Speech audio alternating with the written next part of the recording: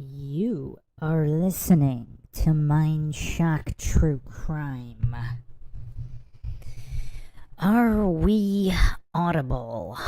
I think the audio is good. This is your host, Bruce McGuire, and this is the long-awaited Bob Enyart podcast in the Jonbenet Ramsey True Crime series, part 20. This is obviously the most comprehensive, exhaustive, logical analysis of one of the most infamous cases in modern history. If you haven't checked out the previous episodes or you've been living under a rock on Mars, which may not even be a planet, but whatever it is, wherever you are, if you have not heard of this case, I don't know what to tell you, because we're not going to be summarizing it all over again. We are only going to be examining the Bob Enyart connections, coincidences, and anomalies in typical MINDSHOCK fashion, with logic and reason at the forefront. If you are with us here live, you could drop any thoughts, theories, or comments, questions of any kind in the live chat. I'll try to get to each and every one of them. If you want to help support the podcast, help logic and reason return to a world where it's quickly going extinct, as evidenced by any kind of Jonbenet Ramsey or other true crime case discussion in the mainstream, or anywhere else for that matter, you can donate to our PayPal. Just check the link in the description. Make sure you subscribe to the channel. Hit the bell for notification here. This is the Bruce McGuire channel, the home of MINDSHOCK. Like and share Twitter, Facebook, Reddit, and Patreon. Patrons do get priority for case topic, logical analysis, co-podcaster requests. You could also be a guest on the podcast depending on your tier. Questions, comments, theories, thoughts, suggestions, rebuttals, debunkings of any kind, leave them in the comments section. So, without further ado, let's take a look at Pastor Bob Enyart. So, before we get to the, we have Glomar Explorer in the chat bringing up Bob Enyart in connection to Columbine. And if you haven't checked out the Columbine series here on MINDSHOCK, make sure you check that out. The most comprehensive, exhaustive analysis of that tragedy, where the only thing we know for sure is that we don't know anything for sure. And we're not even sure about that, because the official narrative seems to be the only thing we can be moderately sure is bonk. That doesn't mean we know exactly what happened, though. So, yeah, Bob Enyart live, as we went over in the latest Columbine episode on withheld FBI files that were withheld from FOIA, that actually exposed that there were people discussing the Columbine shooting the night before Columbine on Bob Enyart Live's chat room. Now, this guy obviously connects with quite a few cases. We're going to try to keep it on track and discuss the connections only with the Jonbenet Ramsey case, but if the Jonbenet Ramsey case also spiderwebs into many other cases with some kind of satanic ritual abuse, Illuminati cabal happenings, as Nancy Krebs blew the whistle on, yes, Pinto Sack, Bob is no longer alive. Welcome, Beacon of Truth, Pinto Sack here, Glomar Explorer. Yeah, so, wow, what? Glomar Explorer mentions Eric Harris referenced Jonbenet in his writings once also. That's curious. Although perhaps not that curious. I mean, they are local. Relatively local to the area. In Colorado, a very, very strange place. So, I will be doing... It's been a while since we did the Jonbenet Ramsey episode. Apologies for that. I do have a few more episodes I wanted to do touching theories that nobody else has covered yet, and there's quite a few. I mean, just the amount of oddities in this case, it's just one of those cases. There's not too many of them. Moore Murray, another one of those. But, yeah, there's a couple cases in true crime where just the oddities just never stop. So I'm going to let the chat decide. Do you guys want to do a video presentation? We could watch a couple videos on Bob Enyart and then go over the nitty-gritty details. Or we could just start straight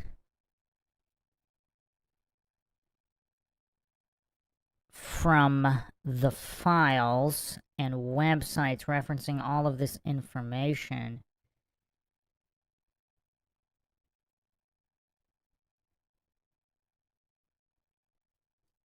I mean, there's a lot here, and Bob Enyart has injected himself into the case very strangely as well. It's tough. It's tough. So what does the chat want to do? You want to start with videos? Yeah, everybody wants videos. Supersonic Devin, welcome. All right, so let's start with a compilation here. Quite a few people have been investigating Bob Enyart in connection with the Jonbenet Ramsey case. And they've dug up quite a few things. So let's systematically, logically analyze all of this. There's also compilations from various documentaries with clues and how they may or may not connect to Bob Enyart. Actually, you know what? I'm going to do a quick synopsis on Bob Enyart himself before we get into the video.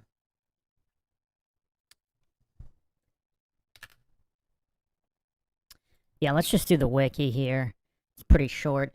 Bob Enyart, born January 10th, 59, died September 12th, 2021. That's interesting. Died 12/20/21. That's a lot of 1-2s. Was an American conservative talk show radio host and pastor of Denver Bible Church in Denver, Colorado. He was an anti-abortion advocate and political commentator. Enyart opposed mandated vaccinations and mask mandates for COVID-19. He died of COVID-19 in September 2021, allegedly. Early life and education. Born and raised Patterson, New Jersey. Interesting. This guy's from Jersey. He attended a Catholic grammar school for 8 years before attending a public high school. Well, that's curious. Enyart studied at Arizona State, where he specialized in computer science. Huh. Career.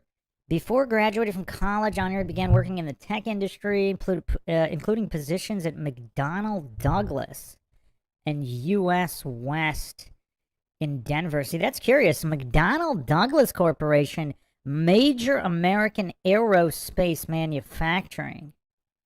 Huh. It eventually merged with Boeing in '97. U.S. West in Denver, a regional Bell operating company created in '83. A case related to the antitrust breakup of AT&T. Huh. He designed computer software for military helicopters. I wonder if he's got any connections to John Ramsey. Served as a computer analyst for Microsoft. I mean, wow. This guy did a lot of stuff. Wow. I mean, this guy's kind of dialed into aerospace, communications, tech, and military, and Microsoft. You can't make this stuff up. I mean, what are the chances this guy's not some kind of Illuminati shill? If you guys recall, on the previous episodes, I went over a whistleblower who said her husband was somehow connected to FBI or CIA, and there's a lot of upper-level people involved if there was some kind of satanic ritual, and this kind of matches what Nancy Krebs was talking about. Welcome, lured ape south to west. I mean, this is crazy stuff here. I actually was not aware of how... I really thought this guy was just a pastor. I mean, this guy's background smells of shill. I mean, this guy works for McDonald's. So some random guy from Jersey ends up in Arizona State, Arizona, and then he just starts working for McDonnell Douglas, Aerospace Manufacturing Corp, and defense contractor, U.S. West Communications, one of 7 regional Bell operating companies created after the antitrust breakup of AT&T. And also designed computer software for military helicopters, also a computer analyst for Microsoft. I mean, this is crazy. I mean, this must be the most accomplished pastor ever. Can anybody think of any other pastor who has this kind of background? I mean, that's anomaly. That's one of the biggest anomalies right off the bat there. I mean, to think that this guy's not some kind of spook shill.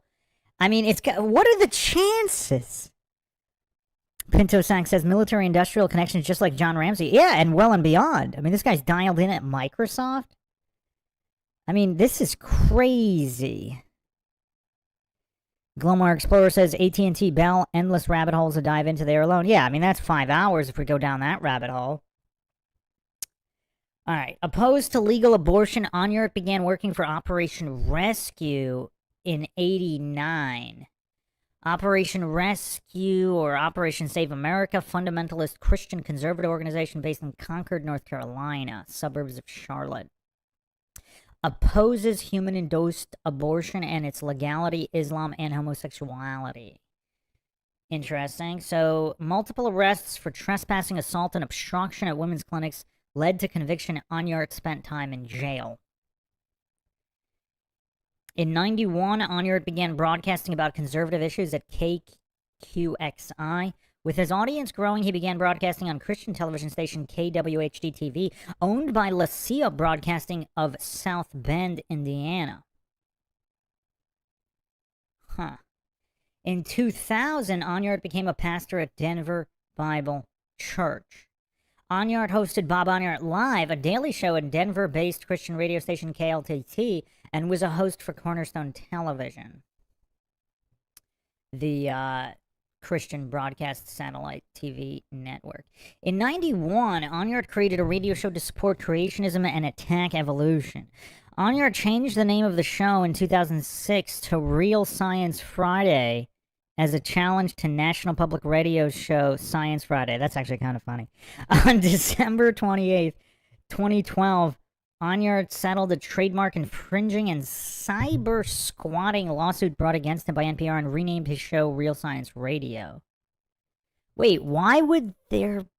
How could that be trademark infringement? Real Science Friday as opposed to Science Friday? I mean, that's... What? That's weird. I mean, that's crazy petty. I mean, what is going on there? That's a lot to unpack there. I don't want to go down that rabbit hole. Enyart served as a spokesperson for the anti-abortion group American Right to Life. He picketed the homes of doctors who performed abortions, causing one Colorado town to ban such protests in residential neighborhoods. Enyart criticized presidential candidates who did not share his view on abortion and advocated for the death penalty for women who had abortions. Oh, that's kind of messed up. That's kind of messed up. Some would say. Others would say it doesn't really matter whether you murder prior to exit from the womb or after. AIDS. In '95, Enyart angered families of people with AIDS when he read a man's obituary on his television show Bob Enyart Live, calling the deceased a sodomite. A regular feature of the show. This guy is definitely controversial. I mean, is he some kind of shill plant made to make conservatives look bad? A shill plant gone crazy, MK Ultra. Now, whether or not he's directly connected to the Jonbenet Ramsey case, that's what we're going to be examining here. Corporal punishment. Enyart was a proponent of corporal punishment of children. He served a 60-day jail sentence in Jefferson County Correctional after being convicted of child abuse for hitting a 7-year-old with a belt so violently he raised welts and broke the skin of the child. In '94, Enyart agreed to stop making late-night telephone calls to residents of Kenosha, Wisconsin, who were upset with the content of his program on a Kenosha. See, Kenosha, Wisconsin's a very interesting place, is it not? It gets on the map in 1994. That's pretty curious, isn't it? That's pretty curious.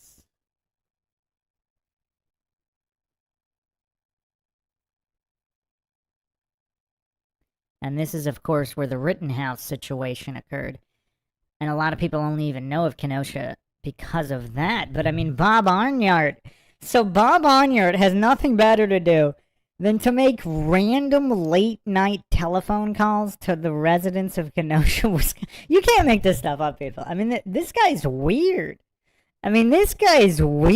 Pinto Sack says he's hardcore. Glomar Explorer says provocateur.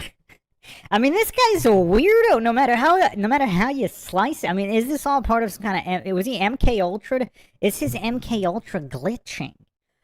Even Alex Jones doesn't do that, does he? Does Alex Jones just randomly start calling up residents of some random town? Okay, no, get this. You can't make this stuff up in the Bob Enyart saga. So because Bob Enyart is randomly calling residents of Kenosha, the senator, Russ Feingold, a Democrat, a Wisconsin senator, calls for FCC to investigate if the talk show host had broken laws. So, so because he's randomly calling residents, so prank phone calls are illegal? I mean, I don't know. I mean, this is not even necessarily a prank, but I mean, I have no idea what's going on here.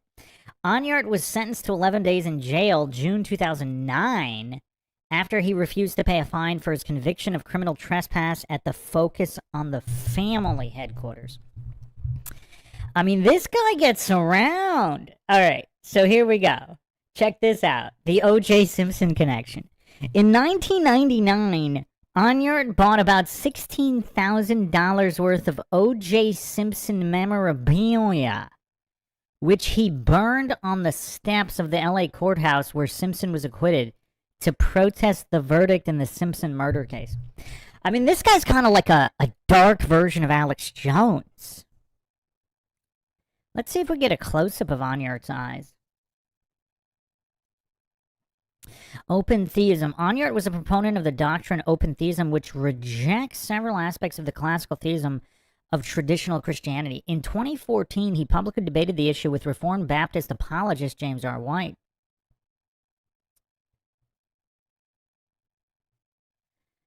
COVID-19, Enyart sued regarding...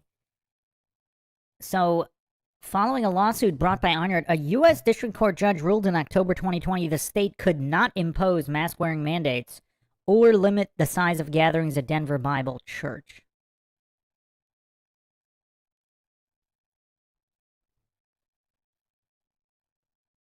Personal life and death. Enyart married Krista Johnson in 1982. The couple has 2 children before divorcing as a result of his extramarital affairs. This is kind of a weird, it's almost like a hit piece Wikipedia article, isn't it? Like just like, I mean, this is just weird. After a second brief marriage, Enyart married Cheryl Maines in 1994. Wait, Maines? Hold on a second. Maines?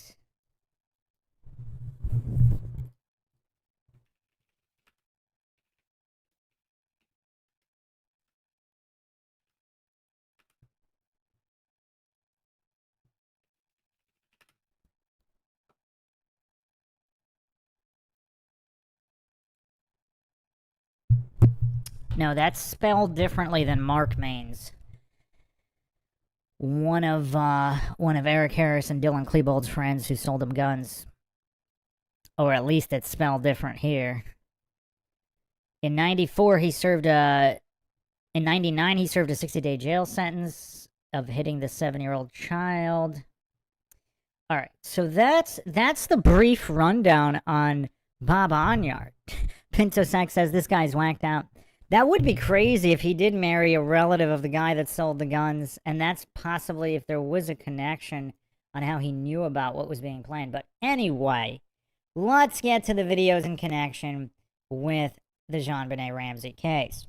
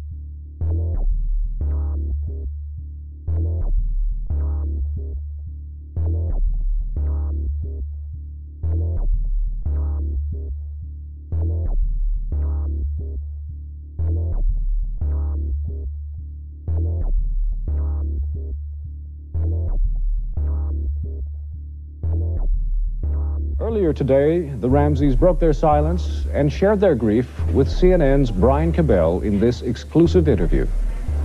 You believe it's someone outside your home? There is a killer on the loose. Absolutely. I don't know who it is. I don't know if it's a he or a she. But if I were a resident of Boulder, I would tell my friends to keep your baby close to you. There's someone out there. Boulder's mayor, Leslie Durgin, rejected Patsy Ramsey's claim. People in Boulder have no need to fear that there is someone wandering the streets of Boulder, has been portrayed by some people, looking for young children to attack.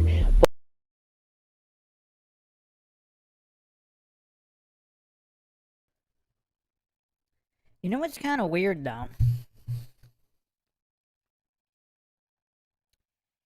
You have the other attack of the girl that went to the same dance studio. You know, just people on the prowl. You have random murders. I mean, it's kind of weird for the cops to just... I mean, it's just weird, because how do they know... Unless they knew the parents did it right from the beginning, but how would they know that? I mean, there's so many oddities here.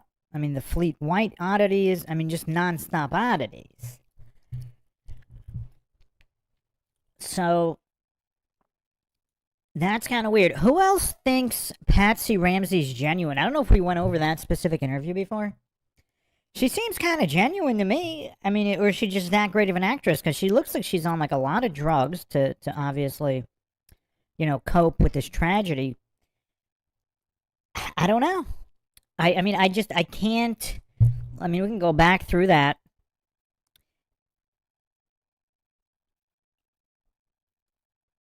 Yeah, she's obviously drugged up, but I mean, there's a lot of pain there. Is it somehow channeled or misdirected there? Or directed away from... I mean, it just... She also says, I don't know if it's a he or she. That's kind of a weird thing to say. Have any other cases somebody said something like that? Because normally it's like some kind of big, bad, scary man. Like, what would cause her to say it's a female? Or it could be a female. Unless she had suspicions about the babysitter. It's kind of tough. Kind of tough. Anybody have any thoughts on this? Micro-expressions give away nothing. I mean, it seems like genuine pain. Now, that doesn't mean, obviously, you know, if this was some kind of accidental death, she could still be in genuine pain about it, but... Beacon of Truth says she's not talking about her pain. She goes directly to fear-mongering.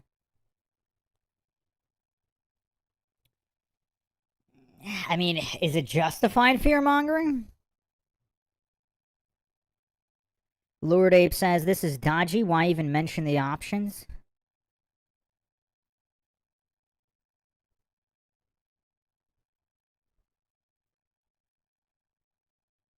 Well, the police maintained that there was no threat for forever, right? I mean, they never connected the Jonbenet Ramsey case to any other case officially. What's weird is the cops always say that early on. I mean, the investigation's still open. How would they know what's... I mean, it's just kind of weird. The cops always do that. Like, just the incompetency.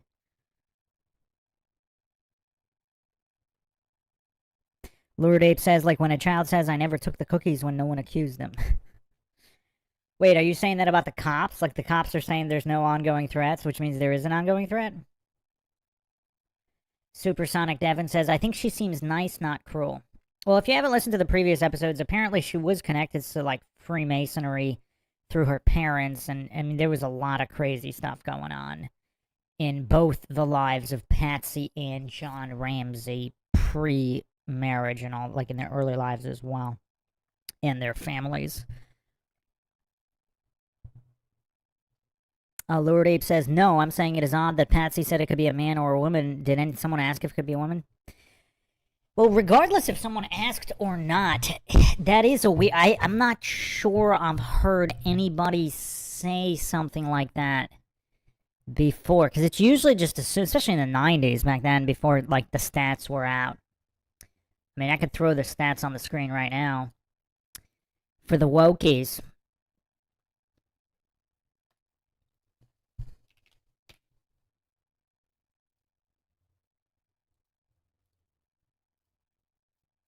So this is child abuse, male versus female. But back in the day, everybody just kind of assumed it's like, you know, men are the vast perpetrators of all types of abuse. So, yeah. A lot of goofs don't actually know the stats of anything. Females are definitely more likely, maybe not by a landslide, but more likely to harm children than men. But anyway, obviously this is an unlikely scenario regardless of what did or didn't happen. Exactly, you know, how many individuals were involved. So the only thing I could say is if Patsy suspects it was the babysitter. So maybe that's why she made that reference.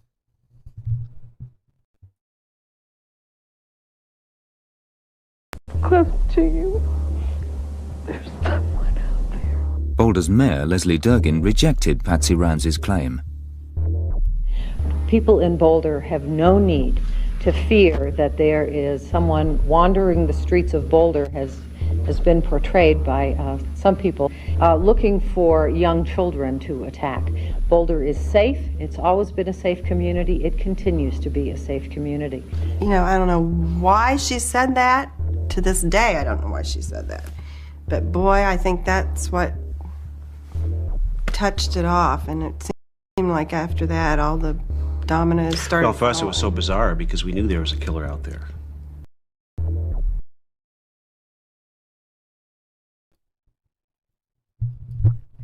How calm and methodical John is strange, though, isn't it? Like, look how calm, cool, and collected John is here. Here's the other thing, too. There was, I mean, we're talking about several murders in Boulder here. Because not only the attack on the other child that went to the same dance school as Jonbenet Ramsey, but the former housekeeper ended up dead. If you haven't checked that out before. Not only that, but then you also had Helgoth ends up dead under suspicious circumstances, almost made to look like a suicide. I mean, you have a lot of deaths and murders going on here within a relatively short span of time in Boulder.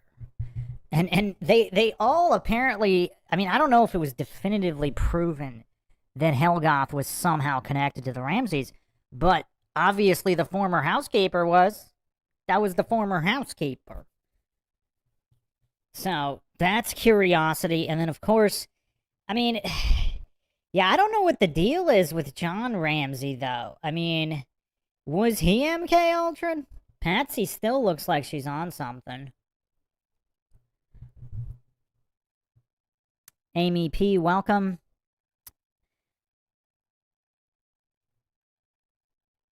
Yeah, I only have a couple thousand podcasts, Amy P. You should be able to get to them rather quickly. But yeah, sleep is important for most people. Supersonic Devon says, after seeing all the cases over the years, women have really shocked me. Being a mom, I might have bias because I cannot comprehend. Beacon of Truth Tower says, Patsy's not acting right. Both parents' words are too scripted. Well, if she's drugged up, and I mean, she had various health issues throughout the years, so I don't know. She never really struck me as suspicious. John Ramsey's definitely odd, but he seemed very odd before Jonbenet Ramsey's death. So I don't, you know, that I'm not sure how much that means. But he's an odd duck for sure. For sure. I mean, all of these people seem kind of odd. The Fleets, the Steins, I mean, they all seem pretty odd.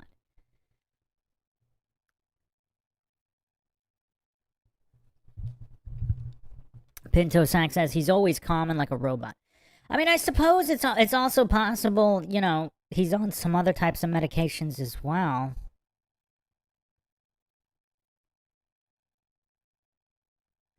Pinto Sack says, Bruce, in the first CNN interview, you can find a part where John mouths the words Patsy is speaking very suspicious. Well, their lawyers probably coached them on what to say in all the interviews, right? So, I'm not sure. Yeah, I mean, I don't know how much to read into that either. But, yeah. Let's continue here.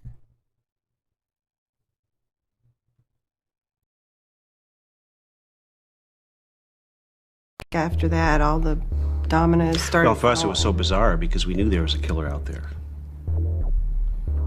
And how could she say there wasn't? It made no sense.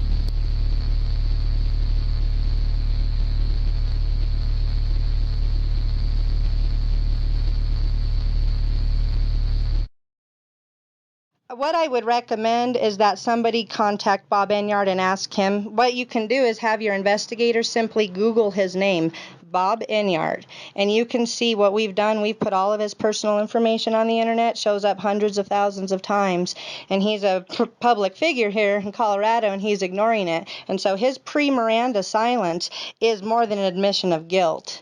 And so you guys should have more than enough, because the investigators have come, taken our DNA on false allegations. They've taken our children on false allegations, trying to silence us. And so we've been threatened with arrest, but no police has yet to even go question him or take his DNA, and that's a concern for me as a citizen.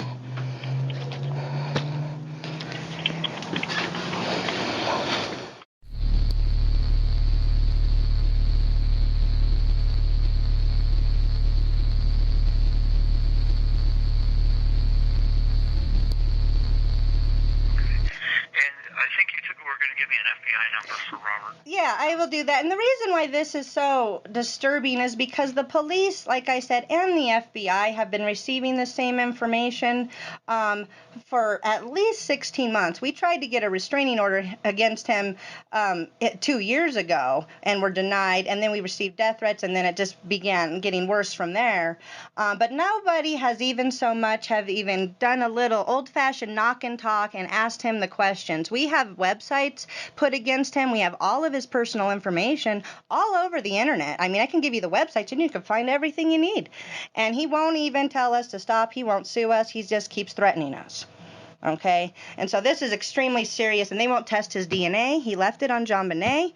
They won't go test it. They test our DNA. They've been harassing us and threatening arrest, taking our kids, all kinds of stuff. So we need Homeland Security to really take this seriously. And so his FBI number is 678532LA7. Welcome to part 2 and the conclusion of our Clue That Breaks the Case 2013 on the Jonbenet Ramsey murder. The Denver Post cannot be trusted. You'll think, well, the DNA evidence proved it's not the Ramseys. It's got to be somebody else. Well, the Denver Post, and like the Daily Camera in Boulder, you know, they tend to find ways to ignore or downplay outright crimes or incompetence by leading governing officials and by Colorado's elite, like the Denver mayor for using prostitutes, right? They do a good job reporting on that. Or the Jefferson County Sheriff denying the existence of the search warrant application for Eric Harris prior to Columbine. Did they do a good job exposing that? Or how about the Arapahoe County Sheriff re-addicting boys, young men, to crack cocaine in order to use them sexually? How'd they do on that case? That's what he's doing. So the Denver Post is an apologist for the Colorado elite, and so they can't be trusted.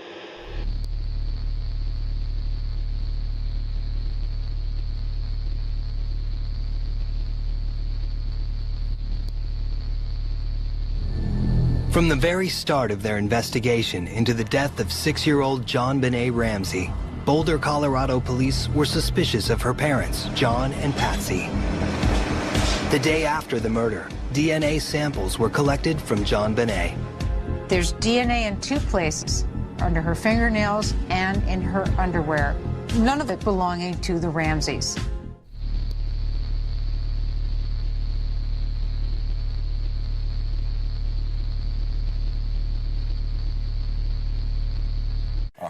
New technology helped exonerate the Ramsey family. Touch DNA analysis found the DNA of an unidentified male on Jonbenet's long johns. It matched DNA that was found earlier on her clothing.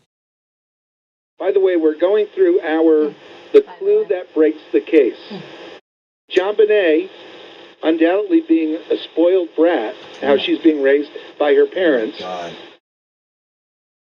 So an intruder breaks in, right? There's no evidence of a break-in. It snowed that night, no footprints. Intruder breaks in and kills Jonbenet and uses duct tape and a cord, but removes that stuff but leaves the body. So like the intruder's going to try to cover up the evidence, removes the duct tape but leaves the body. As a 6-year-old beauty queen, Jonbenet Ramsey was publicly sexualized by her parents, dressed provocatively, and coached to saunter like a seductress. That's wrong. You teach your daughter to dress like that and to behave like that? So Patsy Ramsey living her life through her little girl?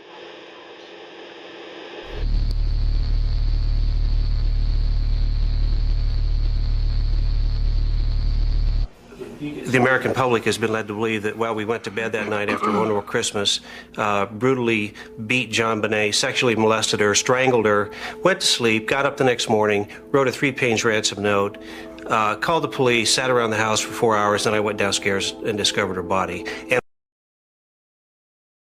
was able to act distraught. Patsy wrote a 3-page ransom note, called the police, sat around the house for 4 hours, then I went downstairs and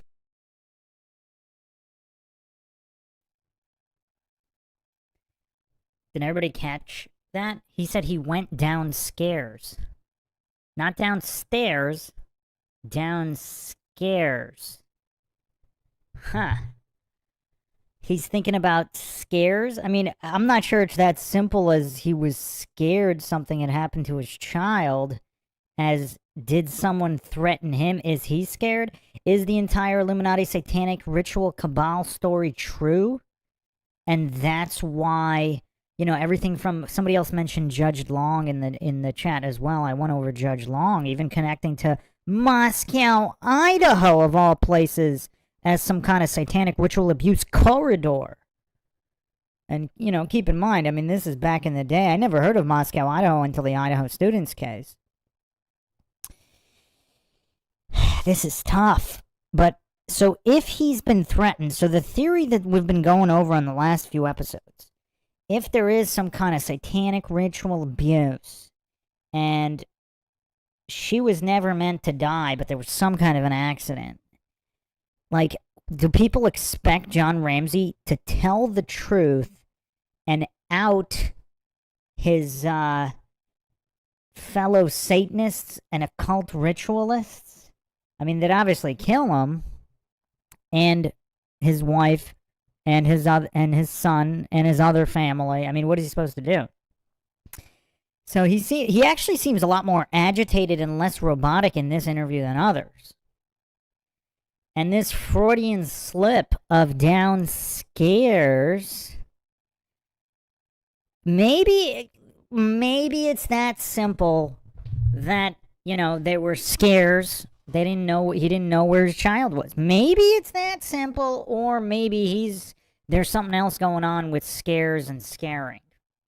Perhaps even if he's scared that his role in the satanic ritual abuse will be discovered. Again, for people who think this is all unfounded, check out the previous episodes. Check out his father, North Fox Island, etc., etc. I'm not going to go over all of that again today, but I mean, this is not nothing. This isn't just made up by crazy people online. I mean, there's countless hours of documented evidence and connections here that simply cannot be ignored.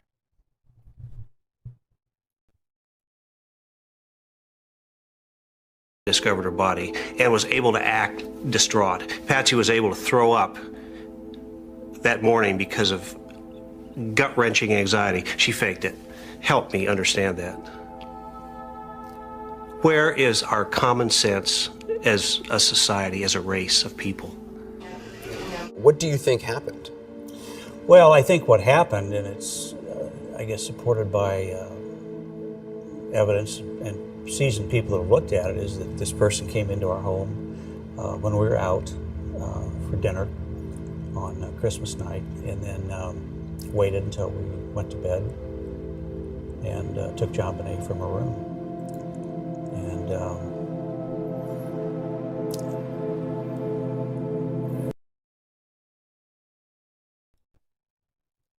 did you guys also catch how he looked down? I mean, that's a sign of shame. Let's watch it again without the volume here.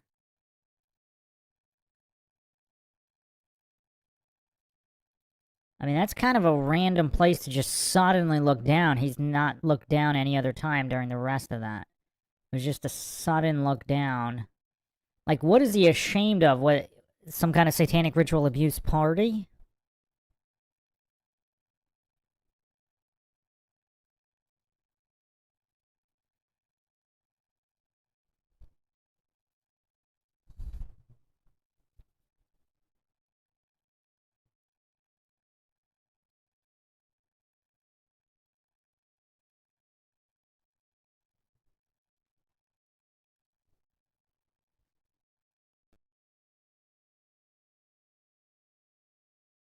out for dinner. Well, Who she was? You know, I've told people I don't think I know anybody that could be. Waited until we went to bed and took JonBenet from her room. And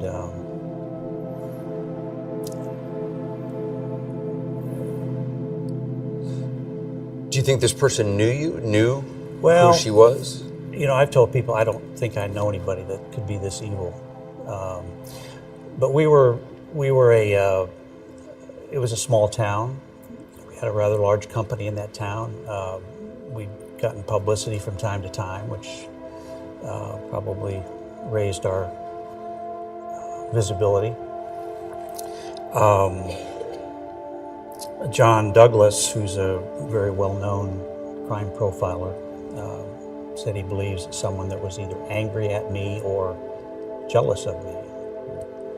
And well, I can't imagine I've made anybody angry at me. You know, there's a book author, an FBI criminal profiler, John Douglas. He wrote the book Mindhunter, which reads in part like the JonBenet case in the use of duct tape, ligatures, and similar phrases in the ransom note. And John Douglas's book was found by the detectives in the Ramseys' bedroom. If the Ramseys murdered their daughter, possible motives include parents blaming the daughter for their own sexual abuse of her, jealousy of the mother toward the daughter, sexual incident getting further out of hand than even planned, outburst of wrath after sexual assault unintentionally harms the child lethally.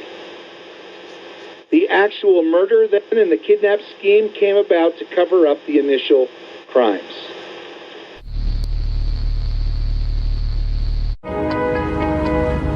If I told you right now that we have trace evidence that appears to link you to the death of JonBenet, what would you tell me? That is totally impossible. Go retest. We're talking about scientific evidence. I don't give a flying flip how scientific it is. Go back to the damn drawing board. I didn't do it. John Ramsey didn't do it, and we didn't have a clue of anybody who did do it. Even after 3 days of grueling interrogation, Patsy staunchly maintained her innocence. You know, quit screwing around. Let's find the person that did this.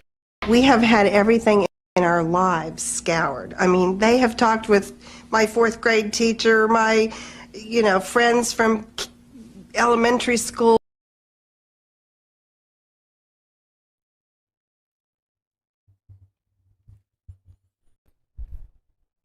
The other thing that's kind of interesting, I mean, look at all the people that corrupt cops, like all the innocent people that corrupt cops break. And occasionally they might get a real guilty person as well. Okay. I don't know. I mean, it's kind of tough. I'll throw another teaser here. I'm still working on my deception software. It's AI software that can supposedly tell whether or not someone's being deceptive or not based on micro expressions. And yeah, it's a bit glitchy, but I will be unveiling that soon, because then we could just overlay it over any video of anybody speaking and see what it can give us in terms of percentages. So yeah, I was hoping to already have it done by now, but as with everything, everything always takes forever. Alright, so yeah, but right off the bat here, I mean, it's kind of, I know some people think that Patsy did it, but a woman who's this ill, she's been physically ill on and off for a while. I mean, she's on drugs. Like, nobody thinks she would have slipped up more than she had. I mean, John Ramsey's slipping up more than her. I mean, I just don't know. I think if I had to guess, I mean, obviously the motto on MINDSHOCK is the only thing we know for sure is that we don't know anything for sure. If I had to guess, I would guess if she were truly guilty, she would have slipped up. I mean, there's just too much media time. There's too much drugs. There's too many hours of interview. I mean, there would have had to be some kind of slips.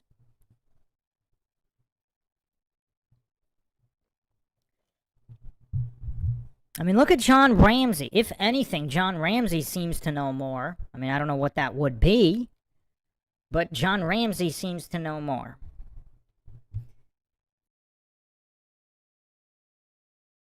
You know, there is no history of any kind of activity like this. We did not, you know, it's ridiculous. It's just ridiculous.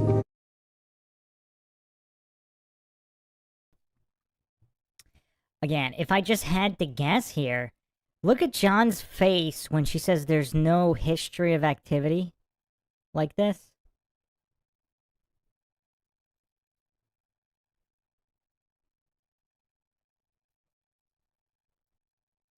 Again, he's like glancing down. If there were history of... So here's another theory. Would Patsy have known or allowed her daughter to be abused?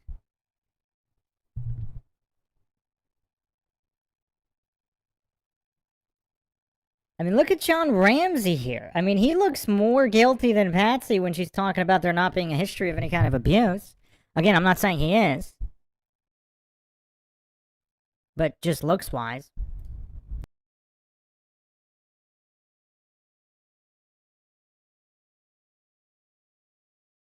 Not, you know, it's ridiculous. It's just ridiculous. These are family members, but what they say is supported by Boulder Social Services. After the murder, they videotaped a long interview with Jonbenet's 9-year-old brother, Burke. The police watched from behind a two-way mirror. Social Services later reported there was no indication of either physical or sexual abuse. The police declined to take part in this program, but even their inquiry supports the family. Many months of investigation into possible sexual abuse, according to one law enforcement official, had yielded zero. Frigging zero. It means the case constructed by the media against the Ramseys is baseless. There are other suspects for the murder who the police have been slow to pursue. It is perfectly possible the killer was hiding in the house when the Ramseys returned and may have been there for some time. But the clue that breaks the case is the phrase, "I advise you to be rested." No theory of an intruder can explain that phrase, nor much of the above evidence against the Ramseys. But that key phrase explains the evidence, both the damning and the exculpatory evidence both.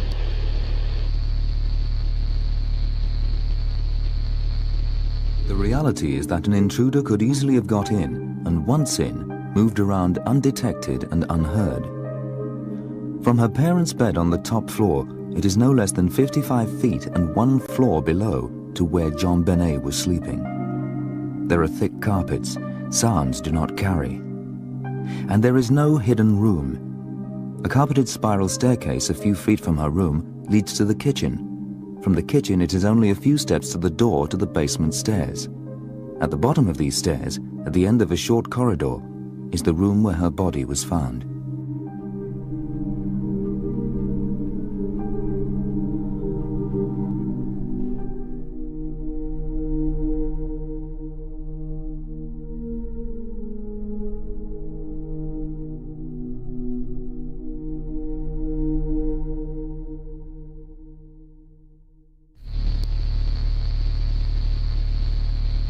He is an extreme manipulator. He's a cult leader. He has a radio show in Denver. He's being sued by NPR right now because he's a thief. But he has a radio show at 6:70 a.m. every day, Monday through Friday.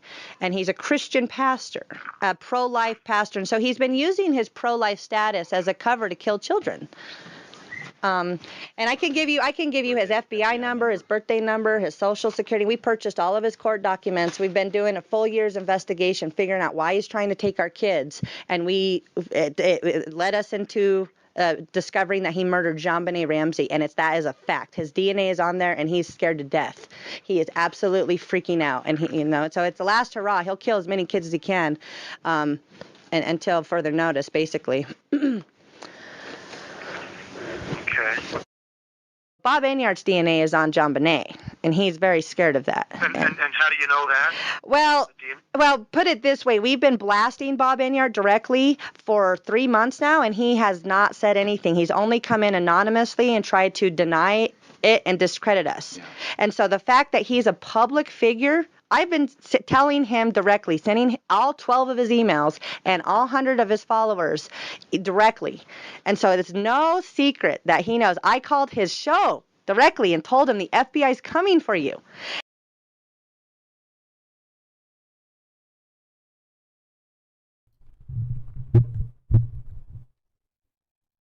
So, I mean, that's an interesting strategy, but she didn't answer the question. How did she... So they suspect that it's his DNA, and their strategy is, if it's not, he's going to sue them for defamation. And the fact that, and he's not suing, so that means it's his DNA. Like, that's a weird strategy. I mean, I'm not saying it might not work, but I mean, that's a weird strategy, right? Because, I mean, they're making a definitive positive claim. So that opens them up to defamation. She's not saying, oh, maybe it's him, maybe it's not. Let's do an interview. She's saying definitively it's him. So she's basically begging to be sued for defamation. And like libel, slander, defamation, she's begging to be sued. And the fact that he's not responding or suing, that's her only evidence that it's his DNA? I mean, if he doesn't trust the Popo, and he thinks, I mean, I guess they have his DNA anyway. I mean, he's in the FBI database, right? So, I mean, has his DNA actually, let me actually nail that down. Has the FBI, let's see if we can find that.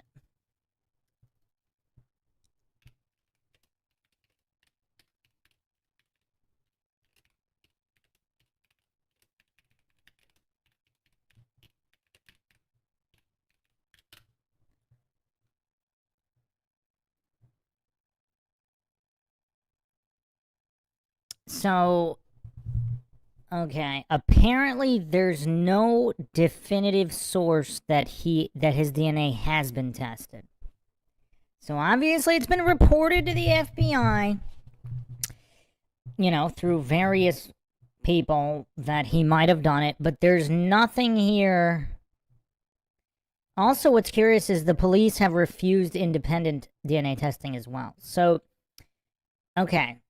So they won't test it. They won't allow anybody else to test it. And there is no actual reference that they tested it against Bob Enyart. So like everything else, question mark remains. That's a bold strategy, though, by these people.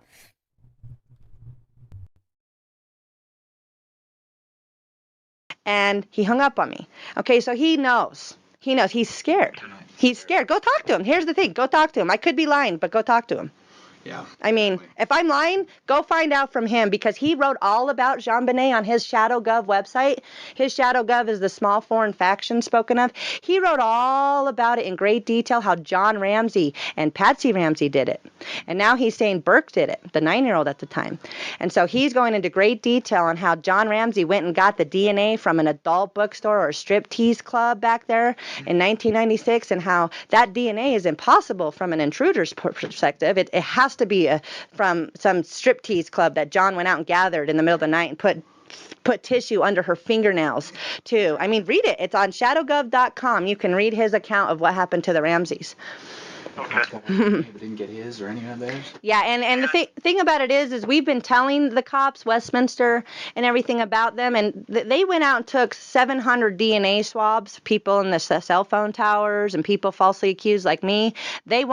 They haven't taken the Bowmans, and they haven't taken Enyarts. And I don't really know how a sting goes, but I assume that when you're a number one suspect, you're just being watched. And this is the type of criminal that he's in charge of hundreds, if not thousands, of missing children, rapes and murders, and hookers in the 80s that showed up missing. Any kind of dead body cold case that you guys can't figure out, you can look at Bob Enyart, and you'll probably be able to get some answers, and I'll promise you that.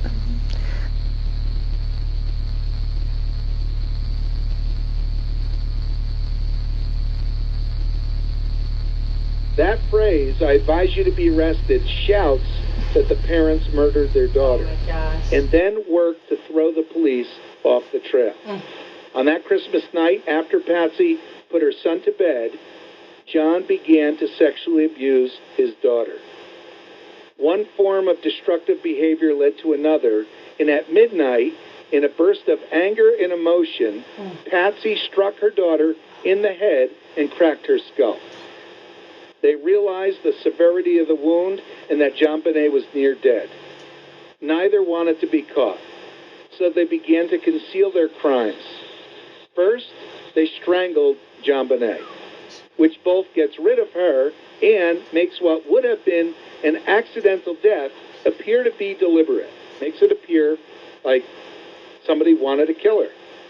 Then they planned to dispose of any damning evidence, but realized that without evidence pointing to someone else, they would be the only suspects. So if they were to survive, the resourceful Ramseys would have to rework the crime scene to point to an intruder. So they decide to write a ransom note, and what an absurd ransom note it is. Wow.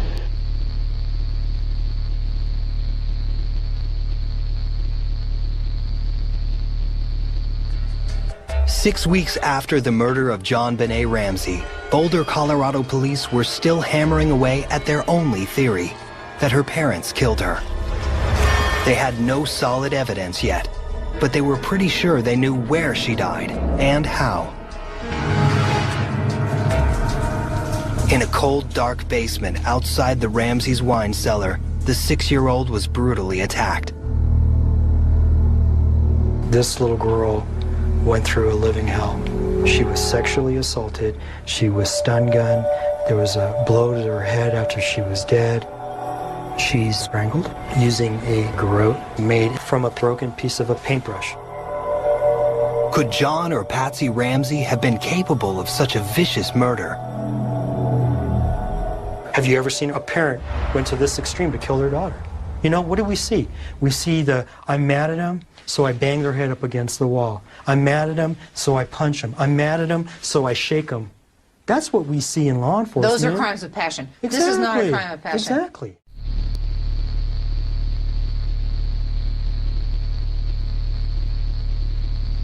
So with that pretext, they went to work. John found a pair of unused shoes somewhere in the garage and made a footprint next to the body. He then took those shoes, the oversized underwear, the other damning evidence with him, like the duct tape, and he left the house around 1:30 in the morning. He went out to find a public restroom at a gas station, a diner, wherever. Somewhere along his journey, he dropped the damning evidence in the trash. At the restroom, he used the underwear that Patsy had recently purchased to pick up a pubic hair, one pubic hair from a public toilet. He picked up one. How'd you know that? And he rubbed a stain onto the underpants. Later, Mr. Ramsey returned to the house, planted the lone pubic hair on the blanket, put the stained underwear on her body, and broke the basement window, even though there's no evidence of anybody coming in from outside.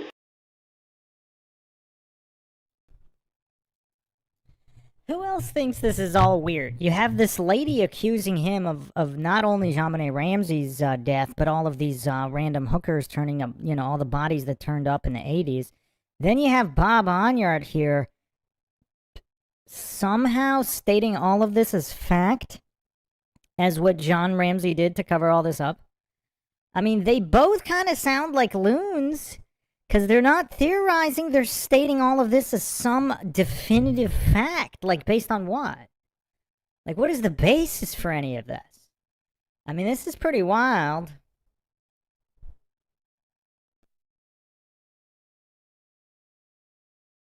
And disturbed the windowsill under it, which he later pointed out to his neighbor, Fleet White. The unidentifiable DNA material under the fingernails was likely collected by John. Likely. Or even by a few days of normal child's play. Or that too. That material did not come from an intruder, which would have suggested that Jonbenet fought and struggled, getting the attention of her neighbors, but not her brother or her parents.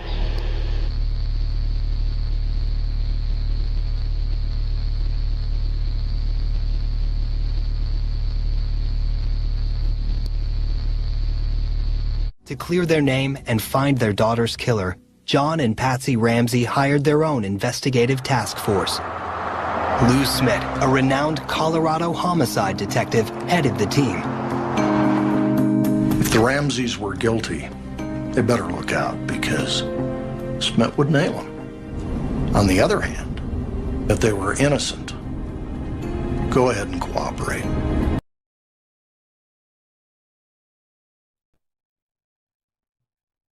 Yeah, a lot of people have differing opinions on Lou Smith.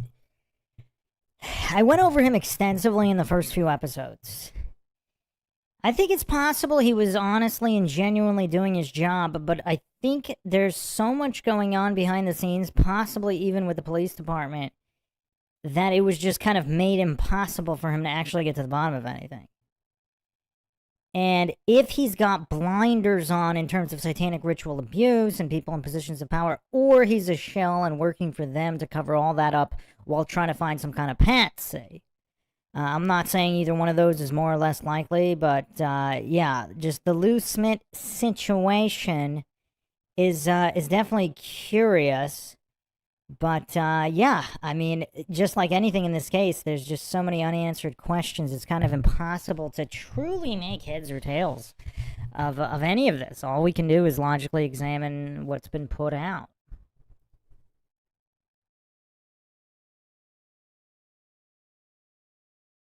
Smith poured over reams of evidence he believed police had ignored.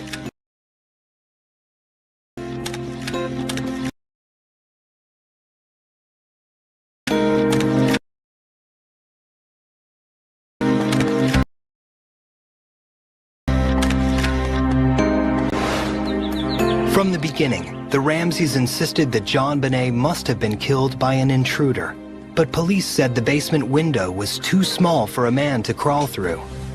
So Lou Smith did something surprisingly simple. He tried it himself. It really wasn't that difficult coming in that window. And often, yeah.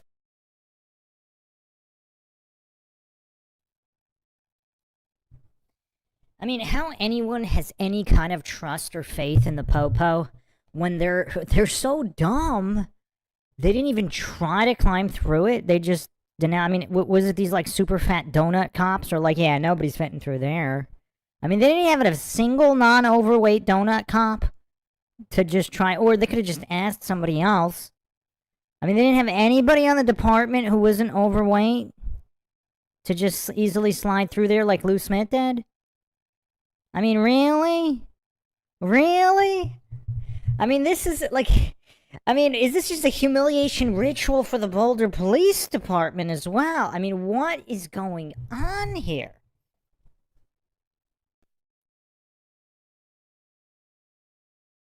A burglar or an intruder, if they find a safe way in, they also figure it'll be a safe way out. And if you remember, there was a suitcase that was right underneath this window. And if he figures that he has to go out this window, he may think that it would be much easier if there was something to stand on. This crime can be solved.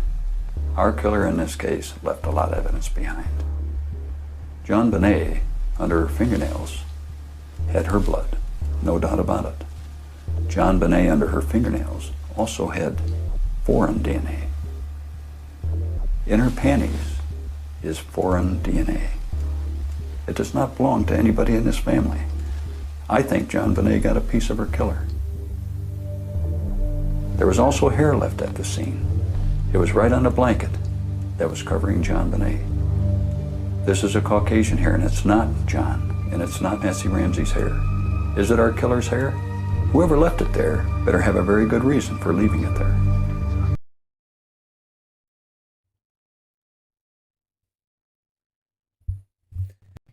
I also don't really know how they know that that hair isn't from the blanket that was wherever previously. So if that's just a blanket that was in the basement or wherever and it was thrown over by... I mean, it's... Yeah, it's kind of hard to definitively state that that was from that exact time. But, yeah. Pinto Sack says Steve Thomas wasn't a fatty. I don't know if he was skinny enough. I mean, he wasn't super skinny either, though, was he?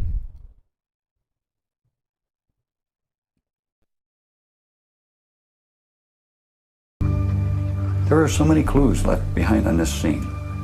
Many murders are solved with less clues than this, but in order to find the killer, we have to look for him.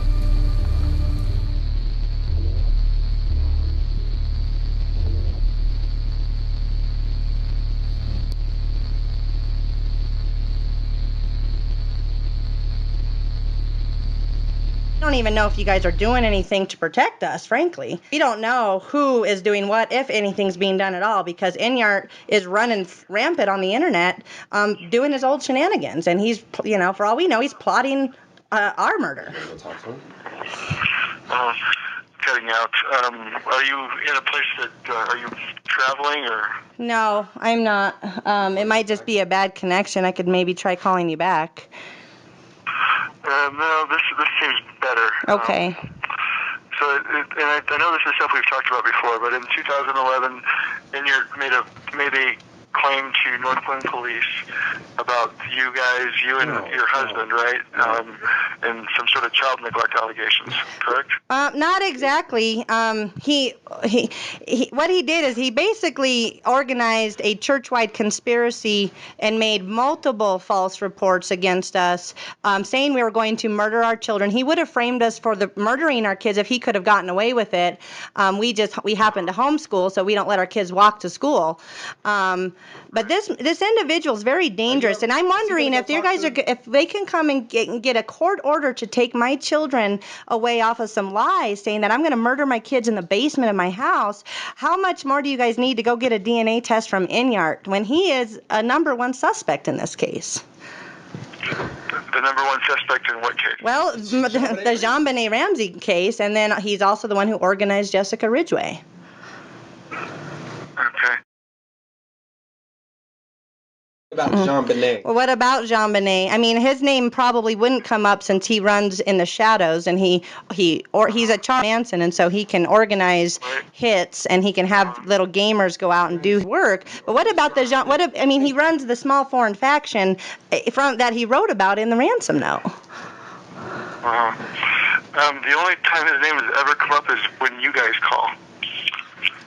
Okay, so can you follow up on a lead and perhaps go talk to him, because he knows that he's caught and he's guilty of murder. Did you guys read the Jonbenet ransom note, the breakdown, or the 42-page timeline that we submitted?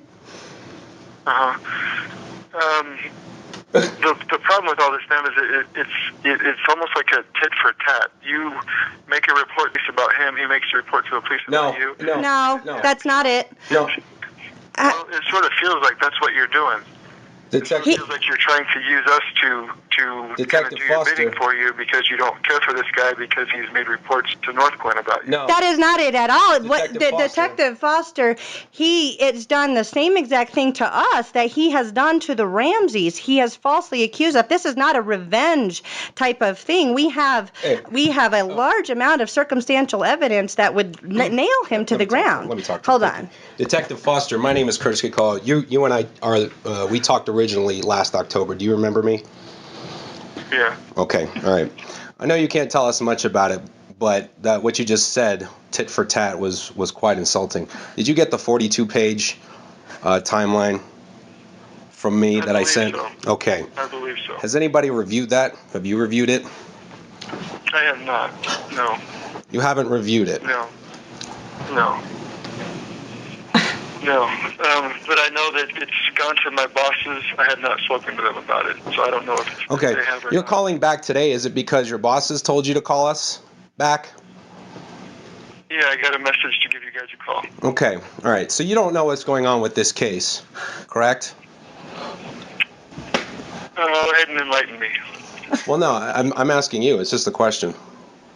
I'm not going to talk to you about that open case. So if you have something you want me to know, this is your opportunity to tell me. Mm-hmm. But I'm not going to talk to you about what's going on with the case. So why would you say it's tit for tat? We've been talking to the police, including you, for since at least October about this. Every conversation that begins is, you're accusing him of a murder that's been cleared by somebody who's not him.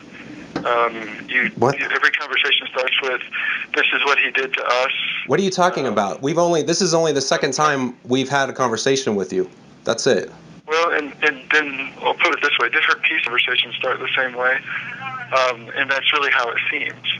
Well, I mean, if there's something, sir, if there's something you have for me and you want me to know, this is an opportunity to tell me. Okay, are you just back and forth with you about motivation or anything like that? So, is there something you would like me to know?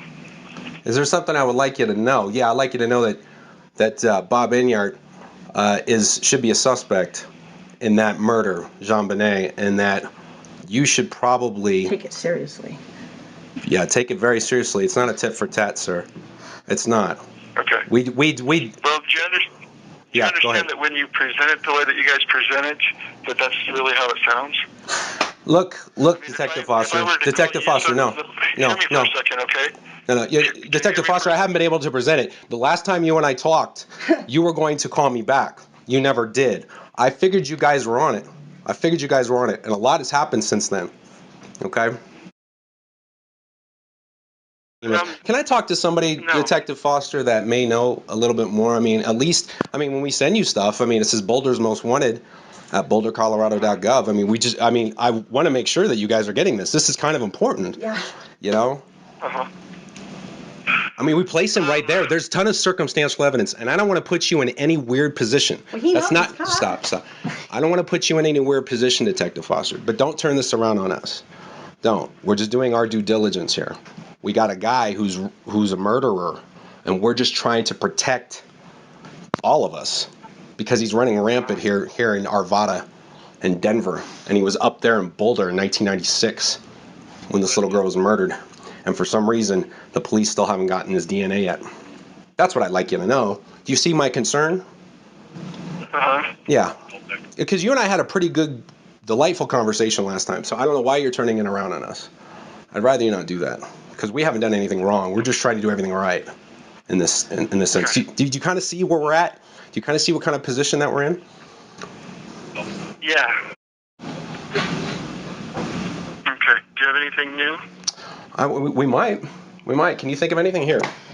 Detective Foster wants to know if there's anything new. Go ahead and tell him. The only thing new, Detective Foster, I mean, we don't even know what you guys know. And so we have a complete breakdown of the Jonbenet ransom note that explains who the group of individuals are. And I'm just a mother with 6 kids, and I'm not here tit for tat, but what I do feel is I feel for Patsy Ramsey, who was falsely accused by not only your department, but by a whole group of individuals. Do you have anything new? Yes. She's talking to you and telling you. Yes, I do. Yes, I do. You can check out 1,000 pieces of evidence that put out a nice post-murder behavior pattern of how this man likes to slander innocent families and falsely accuse people of murder when he's responsible for the crime. Okay, I've uploaded them all to Google Docs so everybody can see the kind of stuff he's done to us because it paints a pattern of what he's done to the Ramseys.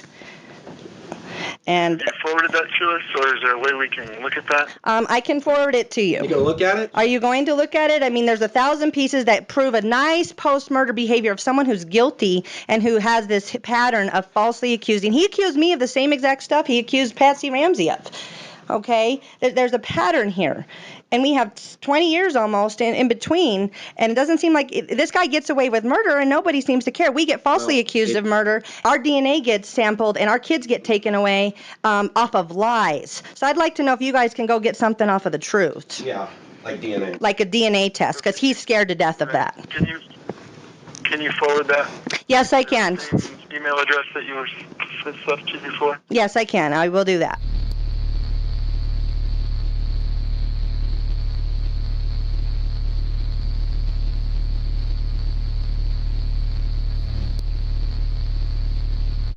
Denver District Attorney Mary Keenan took over the case a while ago, and you believe as a result of her input that both John and Patsy Ramsey were exonerated. Some legal experts don't necessarily agree. What causes you to say that they have been exonerated?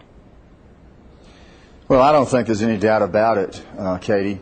Mary Keenan issued in April of 2003 a public statement in which she agreed with a federal judge ruling in Atlanta that stated that the weight of the evidence in this case established that an intruder murdered Jonbenet. For a district attorney to issue that statement, a district attorney who is familiar with all of the evidence in the case, I think that is a very clear statement that this investigation has moved beyond John and Patsy Ramsey, and Mary Keenan is focusing on the intruder evidence to try to find the killer of this child.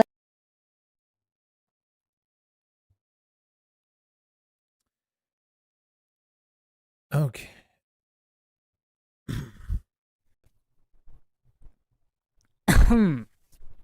Okay, so what does everybody make of these? What does everybody make of these two people? Beacon of Truth Tarot says they have determined his guilt based on nothing. Well, I don't know. Maybe they have something. They just didn't present it. It super sounds like they're trying to frame the guy. Okay, maybe, but you know what's kind of weird though? Why didn't he sue them? I mean, it looked like they went after him hard, unless he did. I just can't find a record of it.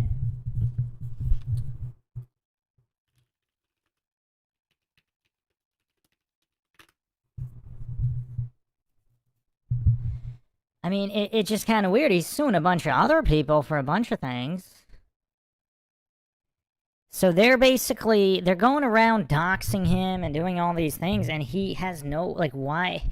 Unless they're both on it, if they're both kind of shills, executing some kind of an agenda, and this was the plan. I mean, it's very weird. Like, this whole thing is very weird. Does he have an alibi, though? Did he ever state it? So it seems like he never actually addressed any of this officially. I mean, it would be kind of curious. I mean, what was he doing in those hours? And can it be verified? If it can, case closed. I mean, you would think that, I mean, did the cops not look into him at all? I mean, I'm sure people called in with all sorts of things, so maybe they didn't. Maybe they never even questioned him or verified his alibi. From everything I see here, there's no, they never officially tested his DNA.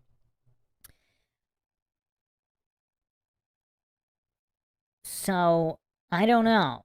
I don't know. It's kind of weird. It's kind of weird. So, the other thing that's kind of curious is, of course, and I talk about this all the time, like, if it's degraded DNA, like, everybody has all this blind religious faith in DNA. I mean, you have both sides of the coin. You have people convicted on DNA that are innocent. And then you have people ruled out by DNA, but it could have still been them because of the bad sample. Like, a lot of goofs, like, they don't understand. This is not a perfect sample. And even if it were, I mean, you know, every new generation of DNA testing exposes how faulty the previous was. And every single one is touted as, like, 99.9% or whatever. And then they just get utterly exposed as inaccurate. So the goofery with the DNA doesn't stop. But this whole thing is just very strange, obviously. And let's talk about the DNA evidence that was found in Jonbenet's underwear. I know it took a while to isolate it. Tell me what the latest is on that, and do you believe that that would lead investigators to her killer? I do think that the DNA evidence will solve this case, Katie. The DNA was found in 1997, but it was not fully tested until 1999. The results of that testing were ignored by the Boulder Police Department for years. In December of 2002, when Mary Keenan took this case away from the Boulder Police Department, she established as her #1 priority to get that DNA certified into the FBI national database. That was finally done in 2003, late in the year, and I believe that one day, hopefully in the near future, there's going to be a hit, a match, and I believe that will identify the killer of this child.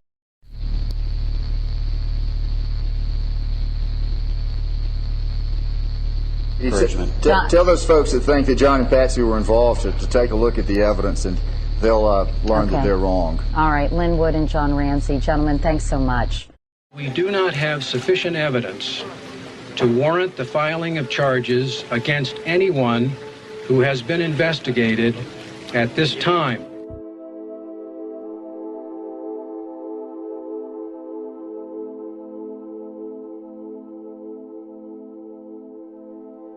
I mean, that's the problem. You really don't know what this grand jury was thinking, and you don't know what evidence, if any, actually supported the charges. What we do know is that, as you pointed out at the beginning of the segment, Alex Hunter did not pursue charges based on this grand jury true bill. Right. And he was right, because what this grand jury did not know, that was learned 9 years later, is that there was conclusive DNA evidence found on the clothes of JonBenet in 3 different locations, which unequivocally exonerated the Ramsey family, which the Boulder District Attorney did in public in 2008. Let me ask you about that DNA, though, because obviously, as you point out, Lynn, DNA of another person was found on JonBenet's underwear. That DNA used to exonerate the Ramseys. But it would seem, until there's an actual suspect identified and linked to that DNA, how can it prove that the murder was committed by somebody else? It just means somebody else was there at some point. It doesn't mean fully that they didn't do it, right? Well, look, it does, because look at the findings. This grand jury knew that there was DNA found in JonBenet's underwear in the crotch area. What was learned 9 years later is that there was DNA on both sides of her pajama bottoms. That DNA matched the DNA found in her underwear. As the district attorney, Mary Lacey, at the time stated, there is no innocent explanation to find foreign male DNA in 3 different locations on the clothing of a murder victim. That DNA is the DNA of the perpetrator.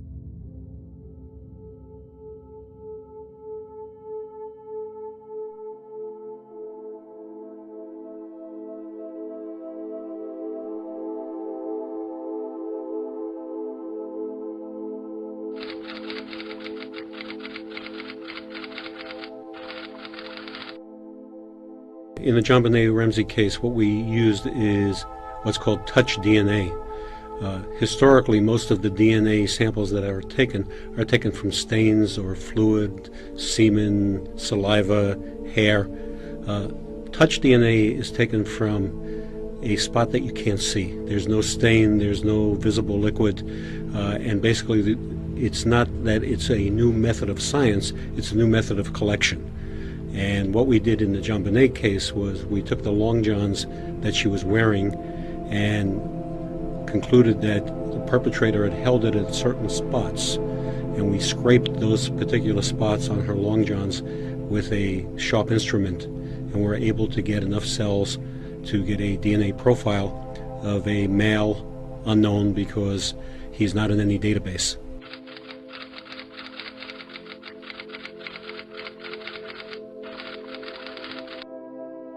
Well, what it shows is that someone, not any of the Ramseys, DNA appeared in 3 places. In a blood stain on Jonbenet's panties that was taken in 1997, and then this most recent in 2 other spots, the same male profile was found on the long johns where we believe the perpetrator pulled them down from Jonbenet's body.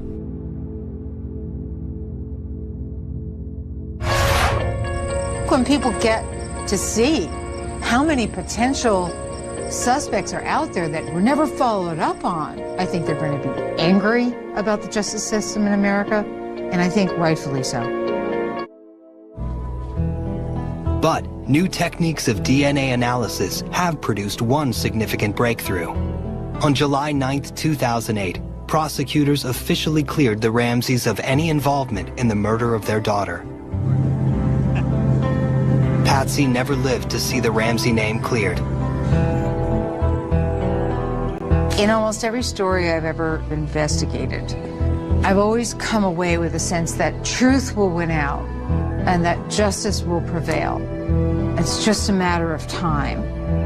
And when I think of Jonbenet Ramsey, I don't want to let go of that hope.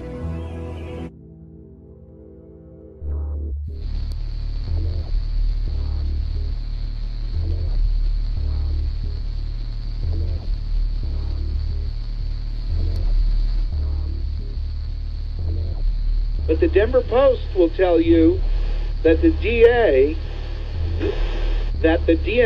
showed that it did not belong to anyone in the Ramsey family. It's true. Mm-hmm. So that is reasonable doubt that anybody in that house killed that little girl. And that's simply false.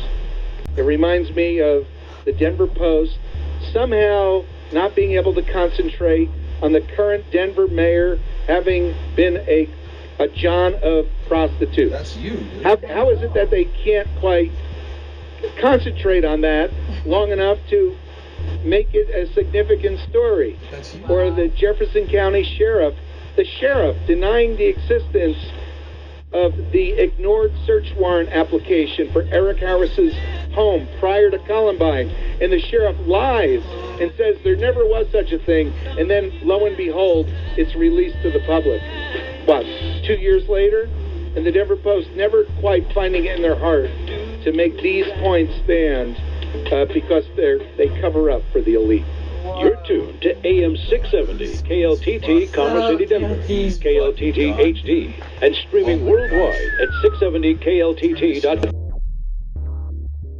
A friend of mine told me several years ago, I said, we've been praying that God would reveal the killer for so long, and I wonder why he hasn't done that. And my friend said, well, maybe he knows you're not ready to know that yet. And that made sense. That resonated with you? Yeah, it did. Yeah. And do you still think you're not ready? No, I'm ready now. Yeah, no, it's that. Yeah, I mean, I obviously would like to know, what did we do wrong? What caused this person to focus on our family? But so the bottom line is not going to bring Jonbenet back.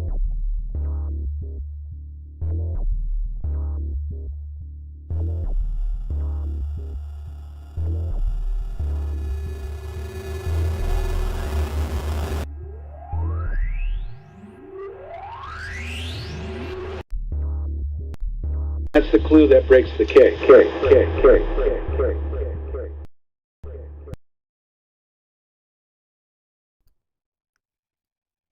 Okay, let's get to some documentation here. So the point So the main point here, what some people find curious. So we're gonna go through this. What some people find curious about this guy is he only came out with the theory about the John Ramsey going out to some public toilet and planting hairs and stuff. That was only after he was named as a suspect. So, if let's just go through, let's just do a mental exercise here. If he's guilty, and I'm not claiming he is, would he use his platform to try to plant theories on how a supposedly innocent person's hair could be found at the crime scene? I mean, I don't know. That seems kind of dumb. Because let's say it was tested and it came out to be his, and it'd be public information that he was the one that pushed that theory. I mean, it's just kind of weird. Okay. Let's go directly to their website for a lot of these,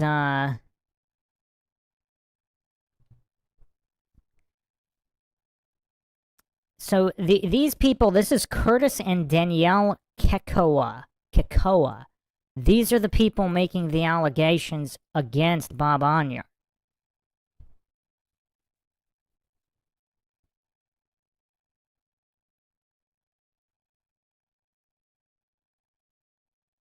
Now, there's actually formal written complaints and many other things.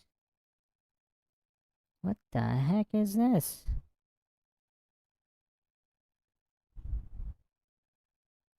So Curtis and Danielle Kekoa are former members of the Denver Bible Church.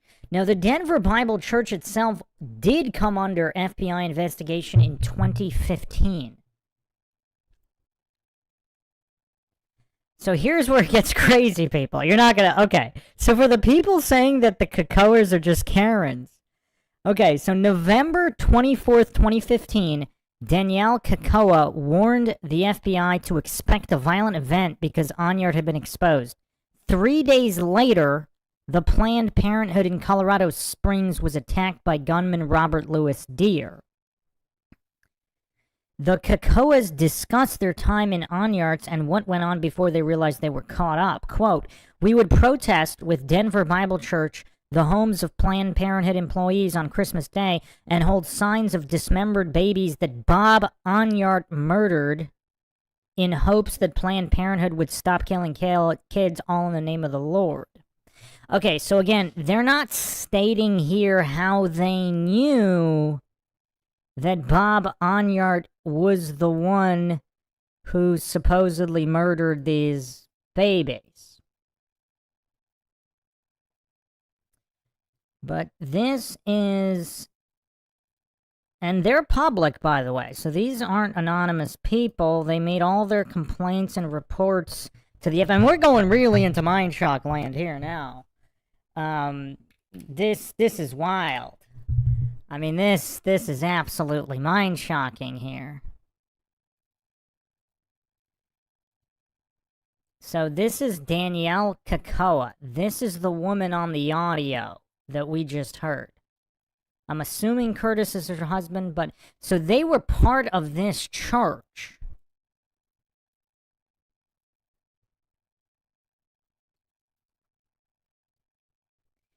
And so they're stating that somehow they know that Enyart murdered babies or whatever.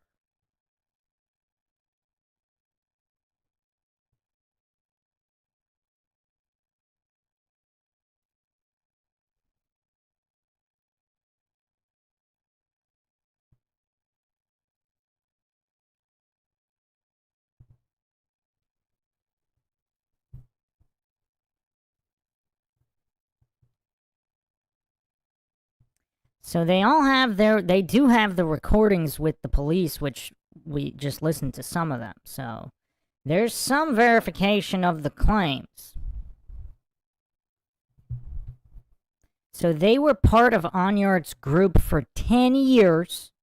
They eventually began to realize there was something very wrong with Enyart and other members of the cult. If you lived in Colorado, we'd have you over for shrimp cocktail, ham dinner, coffee and dessert, and discuss our next moves, Curtis Kekoas said. The Kekoas say Enyart is a serial killer, cloaking his true identity through Christian anti-abortion pro-life activism and pretending that all he cares about is babies, which the Kekoas say is a front for a serial killer. The Kekoas say they began to realize how the radical and fanatical practice of completely dedicating every waking moment of one's life to protesting abortion and murder with violent imagery of dead babies is abnormal, even if you are pro-life.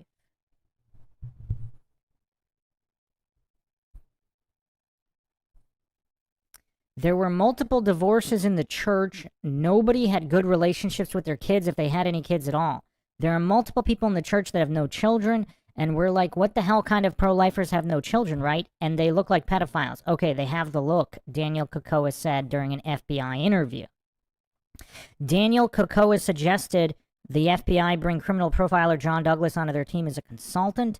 The Kekoas believe Enyart is involved in the 96 murder of Jonbenet Ramsey and countless others, including Jessica Ridgway and Dylan Redwine.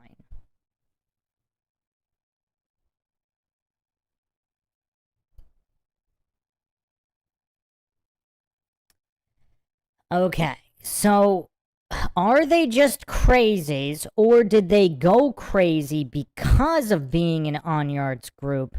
And even if they're crazy, does that mean what they're saying is not true?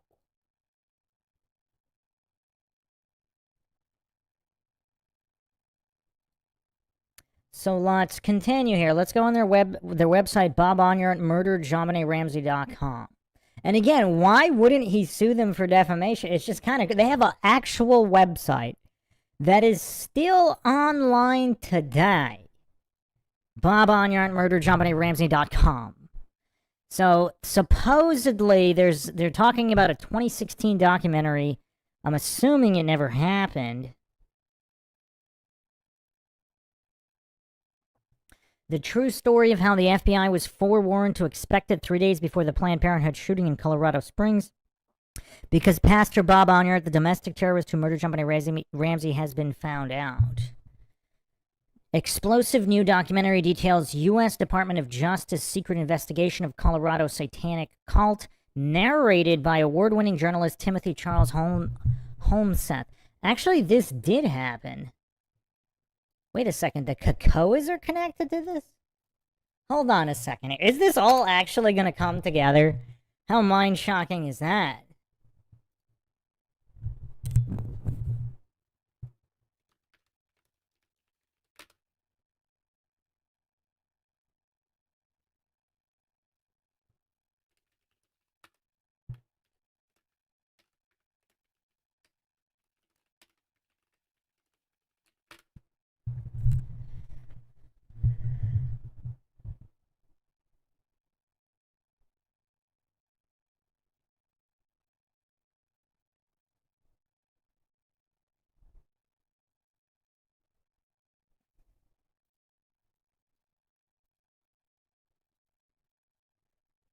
Just give me a second here.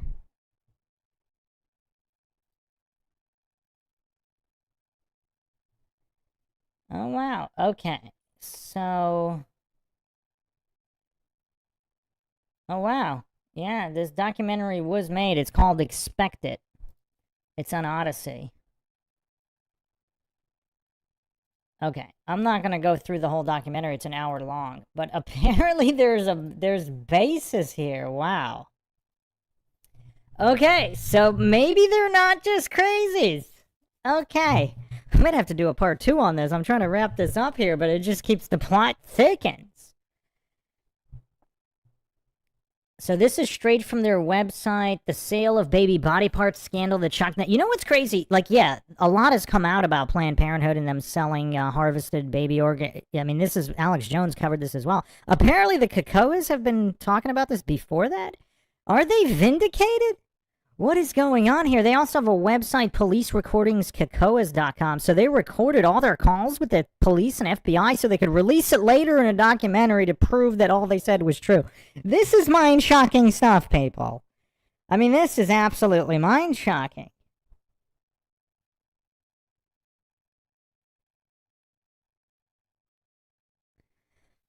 So the FBI knows more, far more. Now, for the first time, the world will see the Department of Justice has been investigating.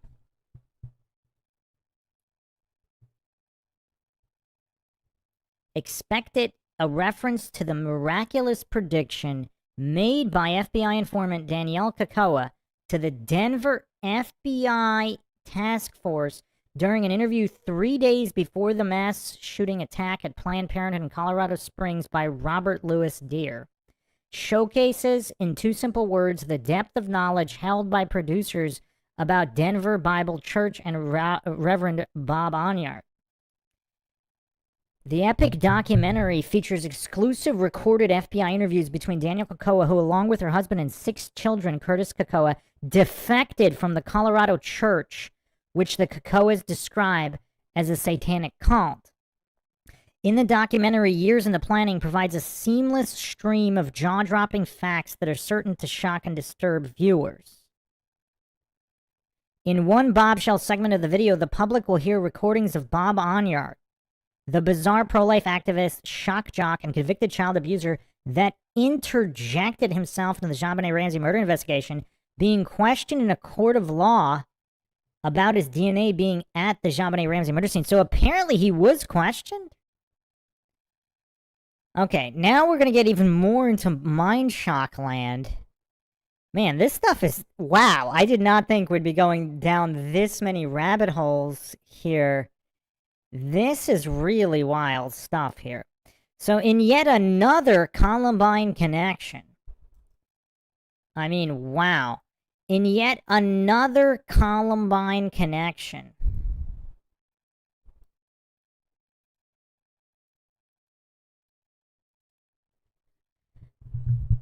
recordings of Columbine massacre parent Brian Rauerbauer feature the former U.S. vice president candidate discussing his former pastor, Reverend Bob Enyart, who he describes as an evil guy and the most dishonest and deceptive man, obsessed with getting people to worship him. In the face of regular death threats, harassment, and retribution, the Colorado producers have assembled gigabytes of exclusive recordings, FBI records, documents, and never-before-seen information in a riveting audiovisual journey through astonishing evidence that's been kept from the public.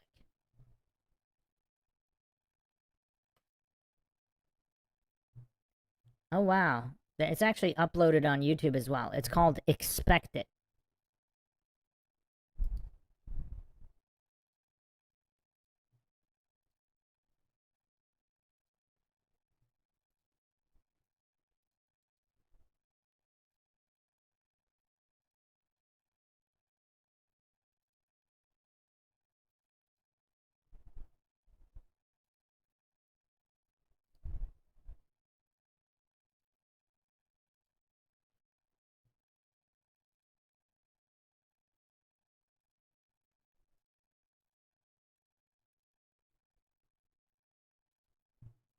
I'm actually looking through the documentary right now.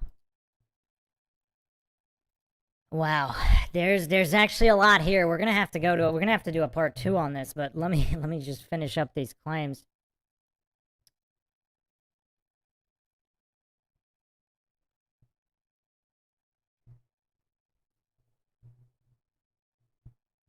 So in 2015, Denver FBI suddenly contacted Danielle Kekoas for an interview seeking info about Denver Bible Church, Enyart, and attacks on Planned Parenthood. The FBI having suddenly realized the Kekoas were credible. That's interesting. So after blowing them off for so long...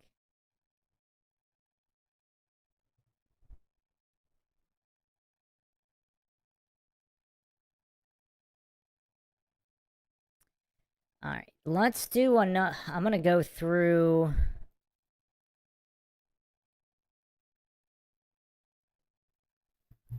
Here's an interesting quote from Enyart's co-host from Real Science radio show. Bob Enyart was one of the smartest and without question the wisest person I've known. Wow, that's weird.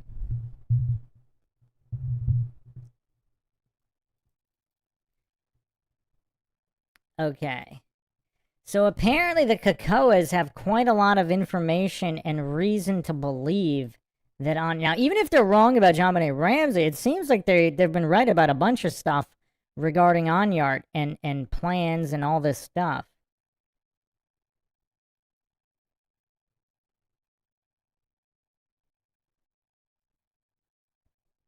There's a write-up here.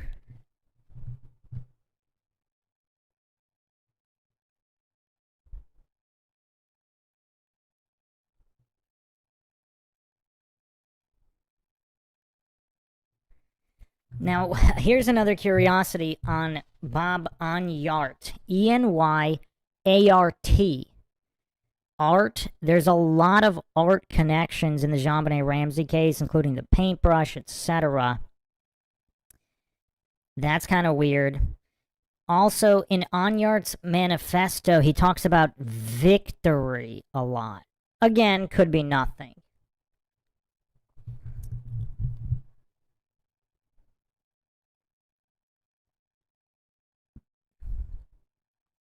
Just other coincidences and anomalies.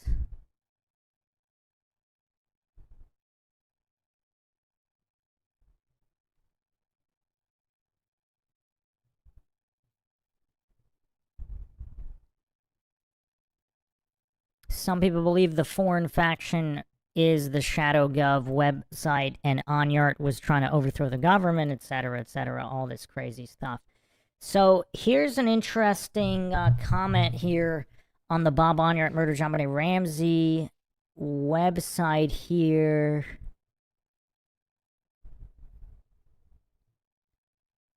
So this is posted by Unknown. I interviewed author Kathy O'Brien.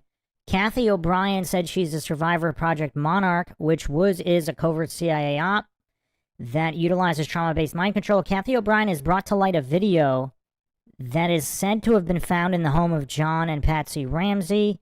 The video was called How to Create a Mind Control Slave Using a Stun Gun. As you know, Jonbenet had stun gun burns on her. In addition to the professional Garrett used to systematically choke her out, trauma-based mind control. Kathy O'Brien said she was the girl used in the instructional video. The video is said to have been seized on grounds of national security. Kathy asked the most poignant question: how can the murder of a 6-year-old girl in her own home fall under national security? The Kekoas continued to demand Bob Enyart's DNA be tested and compared to the DNA of an unidentified male found at the Ramsey murder scene. For some reason, law enforcement in Colorado goes house to house gathering DNA from everyone when a child is kidnapped and murdered, Jessica Ridgway, but they skip past Bob Enyart. They don't collect his. Interesting. I'm inclined to pose 2 questions. One, has Robert Adolph Enyart, and I still don't see, I haven't been able to verify that his middle name actually is Adolph, but it is being repeated in many places that it is Adolph, has ever been a contract employee of the CIA, which based on his employment history is possible. 2, has Robert Adolph Enyart ever participated in Project Monarch? So definitely a lot of questions here.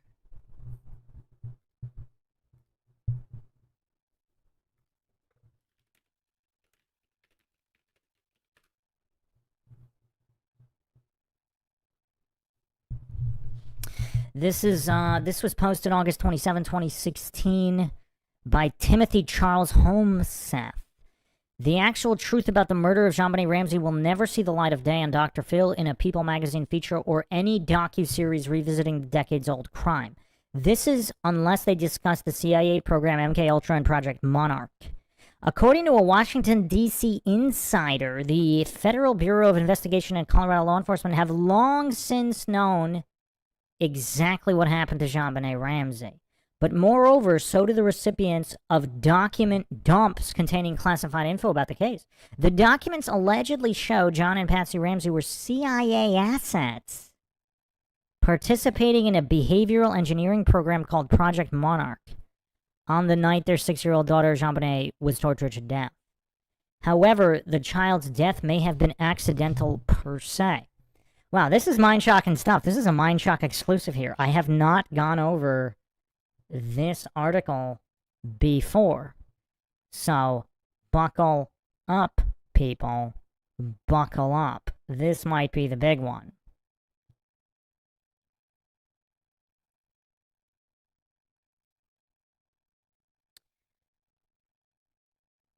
The Ramseys allowed their daughter to be accidentally killed during a trauma-based mind control session being visited upon the child by a CIA controller who was in the Ramsey home December 25th, 96. Such torture sessions are done to fragment the mind into segments much like a computer program is programmed. In typical cases, a child between the ages of 2 and 4 who is subjected to severe abuse will disassociate and create new personalities to escape into. Each case of abuse can create more personalities known as alters. Each of these personalities can then be programmed using mind control techniques. The well-known movie The Manchurian Candidate provides a good idea how the mind control works. The name that keeps coming up as the CIA controller is a man named Robert Adolph Enyart. According to The Insider, the U.S. intelligence community is imploding under the weight of email scandals, international hacking, and federal investigations as the era of WikiLeaks and Edward Snowden dominates news cycles and are unveiling truths never meant to be known beyond an elite cabal. One day, the Jonbenet secrets and documents will just pop up on the web with no warning. The Insider told right into action. And it makes sense. In 98, a 12-person grand jury convened to look into the Jonbenet's unsolved death. The grand jury subsequently prepared a true bill that probable cause existed that the Ramseys engaged in child abuse resulting in death, but the prosecutor, Alex Hunter, subsequently refused to move ahead with the case.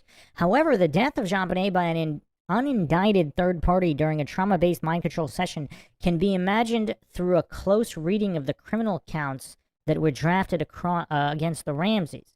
John Ramsey permitted the acts of child abuse that killed Jonbenet Ramsey. Quote, this is from the criminal court, the documents here. The John and Patsy Ramsey indictment.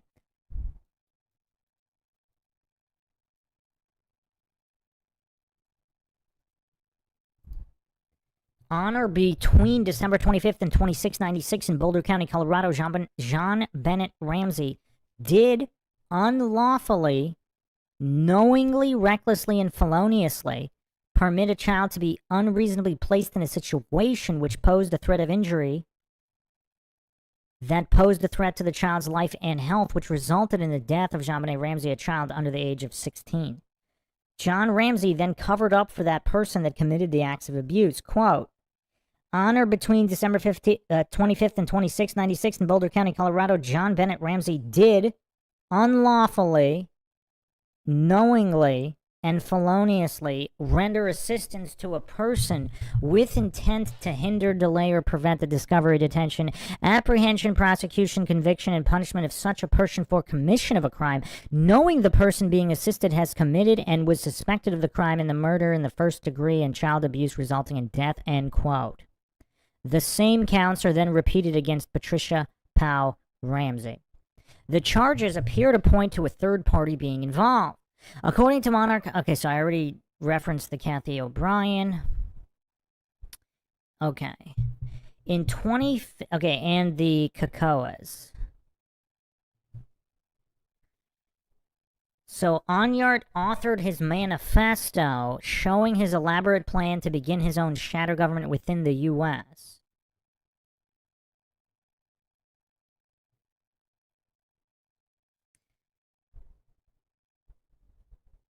Supposedly, Enyart once even suggested during a live radio program that he possesses video of John Ramsey killing his daughter. Now, the author received death threats after publishing this article, so that's curious.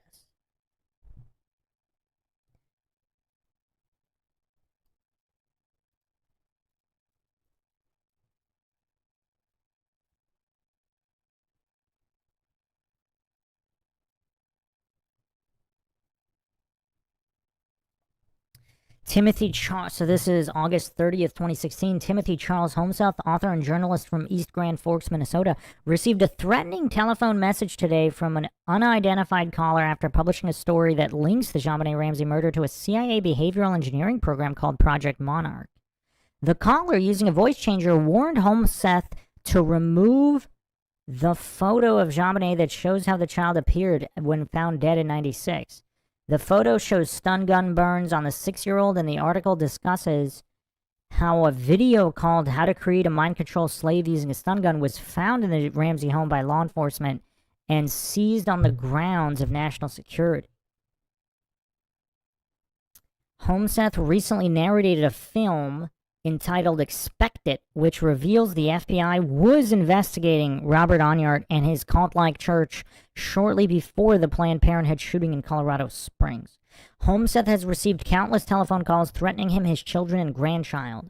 He's received death threats. He's been told his home is being watched and told his home has been outfitted with secret cameras. He is repeatedly told that the police will never help him.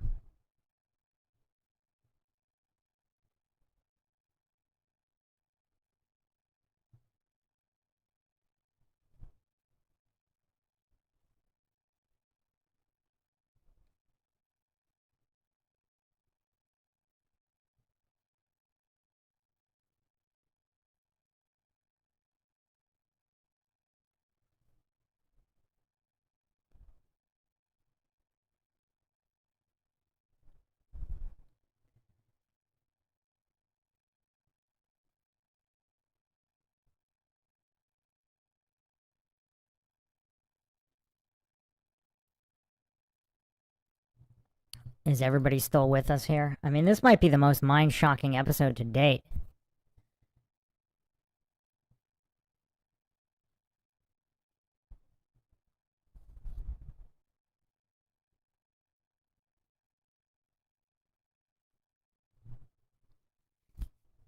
Sihan in the chat says, search for Kevin Annett. He revealed these dark circles. Atwood recently posted an interview series with him. His latest is with an expert researcher on MKUltra. The case is very much like a cover-up.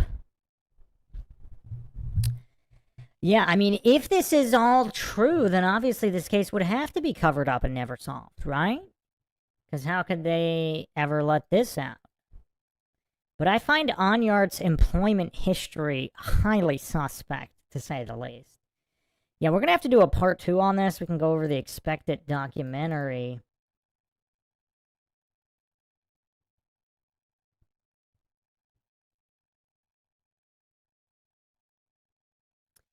I do have to go over one more article here. So this was posted February 15th, 1999, KGNU Boulder. This is a transcript of a public affair. What Professor Donald Freed said about the events of the first morning, during which time Lockheed Martin seemed not the least bit concerned that the daughter of an employee of theirs had been kidnapped by a foreign faction that hated the country he served. McFarland, this is Bob McFarland with a public affair. My guest this morning is Donald Freed, who is an author, screenwriter, among other things. Donald Freed has written Killing Time, a book about O.J. Simpson trial, and the screenplay Executive Action, which was about the JFK assassination. What other things would the listener be interested in knowing what you've done? Freed said, I'm a visiting professor at Loyola Marymount University. I'm teaching at USC, and I'm working on a film about the murder of Martin Luther King. I've been working for about 1.5 years on the Ramsey murder for a 2-part series for ABC, one of which is completed, the other which will be completed if ABC wishes to complete it. At the moment, they have frozen the project. Okay. I finally presented some info to the police and the FBI during several meetings in Boulder. I haven't talked about it publicly until now, but I think I've waited more than what used to be called a decent interval.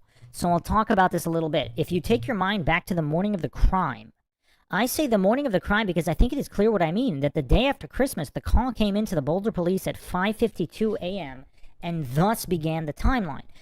The kind of work I do is forensic work on timelines. That's what I did in the Simpson case in my book, Killing Time. That's what I would like you to follow me on. After the call comes in, a uniformed policeman comes to the house by 6 a.m., and then more personnel arrive. The morning goes by. In the early afternoon, the body is found, and sometime in the evening, the coroner arrives. That's the rough timeline of the day. For several hours during the morning, a Boulder police detective was alone in the house with the family and friends, walked about, and generally completely co-opted the crime scene. Since that first day until this hour, the lawyers and pundits and experts and media commentators have never ceased to state that the Boulder police did not maintain the crime scene. In fact, they destroyed the crime scene, and they went so far as to create the most awkward move, perhaps in the history of a homicide investigation, in asking John Ramsey to search the house, whereupon he found his daughter, carried her upstairs, and laid her out in front of the Christmas tree. All this has been rehearsed and repeated endlessly in the media, and it's been stated by the most serious experts that the case probably will never ever go to trial because of the police mishandling of that day. What is more, if it is perceived that the police didn't take the expert advice that such an amateur police department from such a little town would have needed, and there was the FBI offering to help every step of the way, and finally trying to salvage the case by inviting everyone to Quantico, Virginia, then helping with the presentation. And that is the general idea or storyline of the case. McFarland says, yes, one of the detectives, Linda Arndt, filed a lawsuit over her dismissal.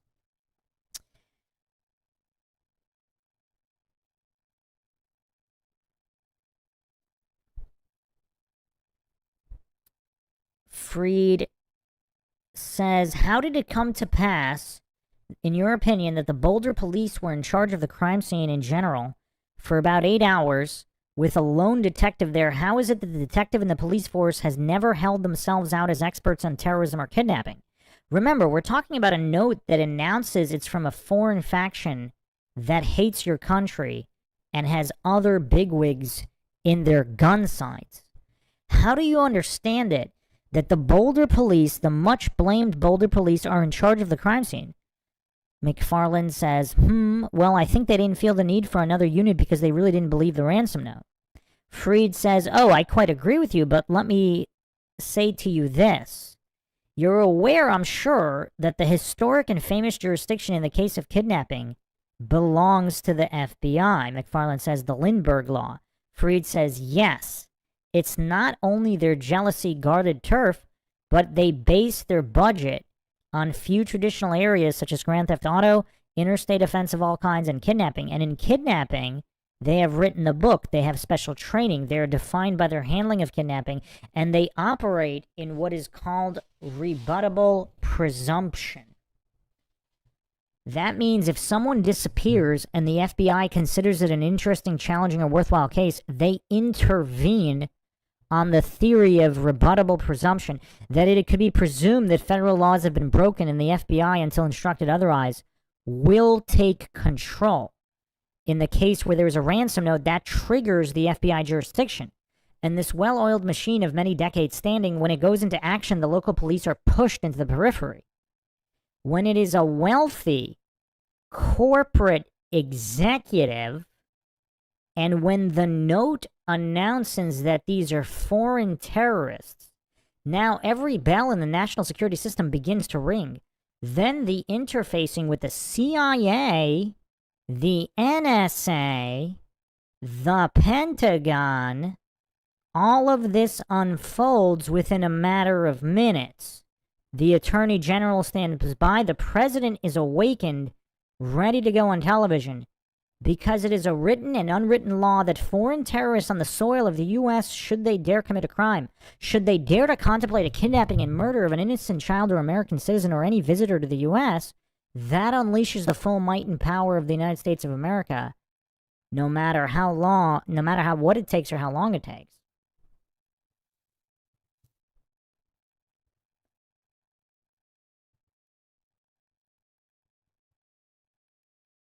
So this was a child of a Lockheed Martin executive of an $18 billion a year firm with the Pentagon and top secret clearances across the world. This guy's making a lot of points. We haven't specifically looked at the case from this angle, but this is actually making me look at this completely differently.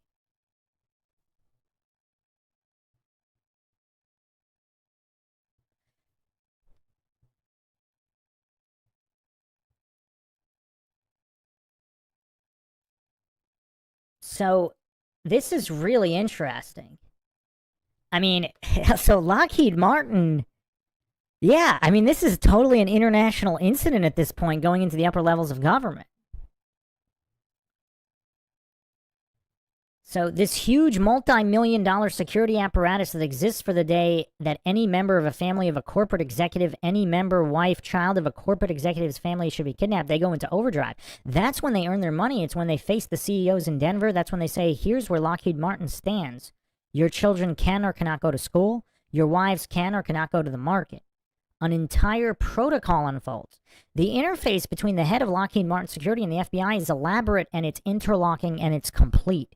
So the two units, the Boulder area, are trained to react to an act of terrorism like kidnapping, are Lockheed Martin Security on one hand, FBI on the other. Now, nobody from either of these two units came near the crime scene. And the question is, as in the case of Sherlock Holmes' dog that didn't bark, what you're looking at here is something that is so irregular, so impossible, because remember, the seat of government operates in this regard. Every year, the director of the FBI must go before Congress. It is conceivable to you, doctor, that the head of the FBI could go before a congressional committee and be asked why the FBI had not involved itself in terrorists who announced themselves. If you say that the note was a hoax and it doesn't ring true, you'd be quite right. You could have said it a day later or a week later, and everybody has said it. But no one could have said it that morning. Minutes count. The FBI's entire profile is based on quick, rapid, decisive action. They take over public relations. Then have the Boulder police direct traffic at the periphery. No one gets in or out of the house. No one touches the crime scene. Every home in the area of Boulder is secured. In the case of Access Graphics, 3 years before... Whoa. What? 3 years prior... Adobe, not Access. In the case of Adobe Graphics, 3 years before, there was an executive kidnapped and hundreds of FBI agents poured into the landscape. When in Michigan, where another industrial kidnapping took place, where a wife was suspected, actually, hundreds of FBI agents poured in. What I'm telling you now is a composite of my interviews with FBI executives in this country and elsewhere, former agents and Lockheed Martin agents. When a note announces terrorism, it is the magic word in the United States for both law enforcement and budgetary considerations. So the FBI never came to the crime scene, so they couldn't determine whether the note was a hoax or not. I mean, this is pretty crazy. I mean, I'm not going to go through the entire article here, but wow. So the chief of police is on record notifying that the FBI, that they notified the FBI.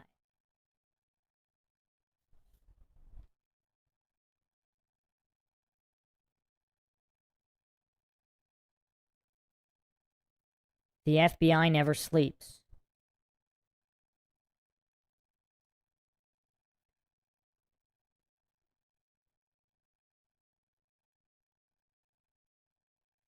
So Freed said, here the FBI and Lockheed Martin have to go before the grand jury to say what they knew and when they knew it, because there is a chain of information that goes from the House to Lockheed Martin to the FBI in Washington, D.C., back to the field, and the order is to stand down.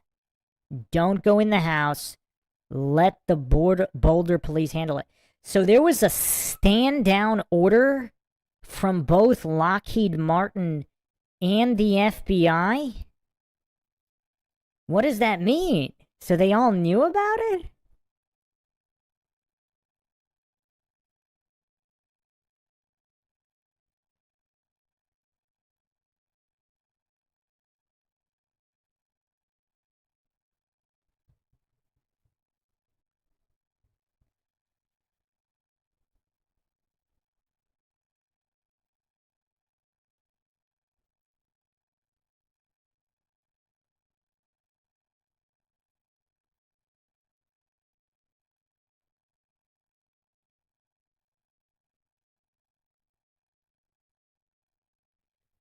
So this guy interviewed Norm Early. He's been the DA of Denver. He was the vice president of Lockheed Martin security at the time of the murder of Jonbenet. I interviewed him at the time. He's a fascinating man, extremely intelligent. He said to me finally, quote, "You know, I had a 6-year-old son and we have a security protocol, and the letter threatened other executives. Where was the security? Where were the bodyguards? Where was the protocol? Where was the alert, the drill, the routine, the regimen that we so carefully shared and worked on at Lockheed Martin? Not a word, not a sound, not a telephone call." So he began to call executives and lawyers and others. He said, "Why wasn't my family alerted? What happened?" They said to him there was no threat. He said, "How do you know that?" They said, quote, "Well, I don't know. We just knew." He said, "Well, think about it and I want an answer."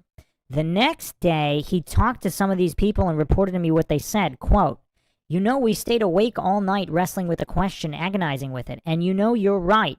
How did we know that the ransom note was a hoax immediately? We might have known it in a day or two, a week or two. How did we know until this day? To this day, there's been no arrest. To this day, we know that there was a murder and that there was a note left stating that foreign agents were involved."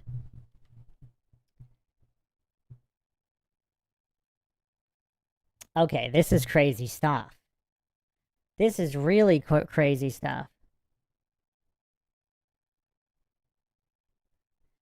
There supposedly, so this guy also says that there was another phone call that tipped off the FBI.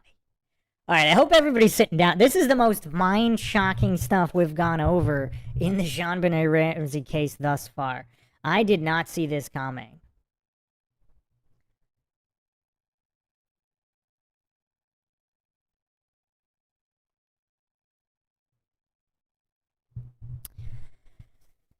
So, Lockheed Martin and the FBI had supposedly been tipped off prior to Patsy's 911 call.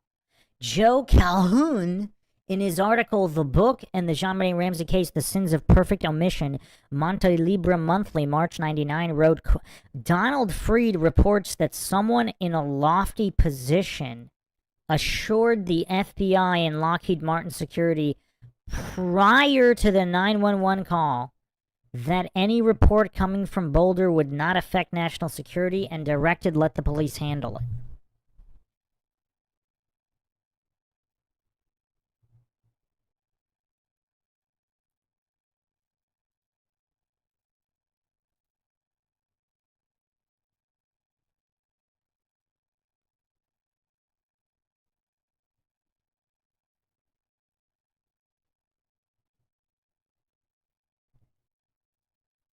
This is really curious stuff. So, okay, but all the Bob Enyart stuff aside, how do any of the coincidence theorists explain the stand-down order for the FBI prior to Patsy Ramsey's call? That's curious. That's really curious.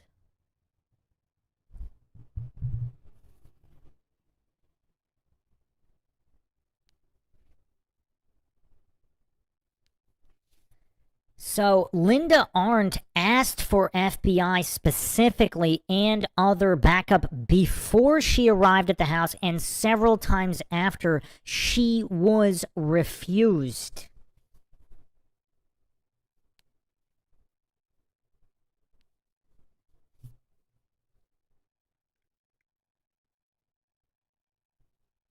Another rumor is that John Ramsey phoned a friend about money who worked at the same building as the Boulder FBI.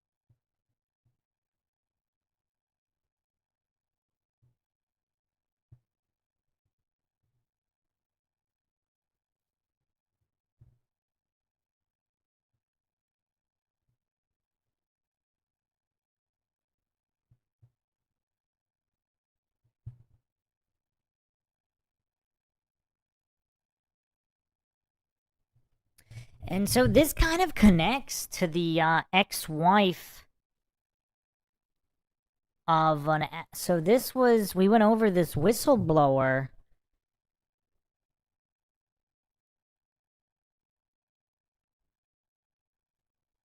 The wife of the VP of Corporate Compliance, who spent 3 weeks preceding the murder at Access Graphics facility.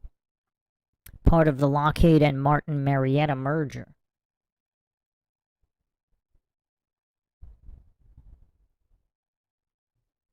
Huh.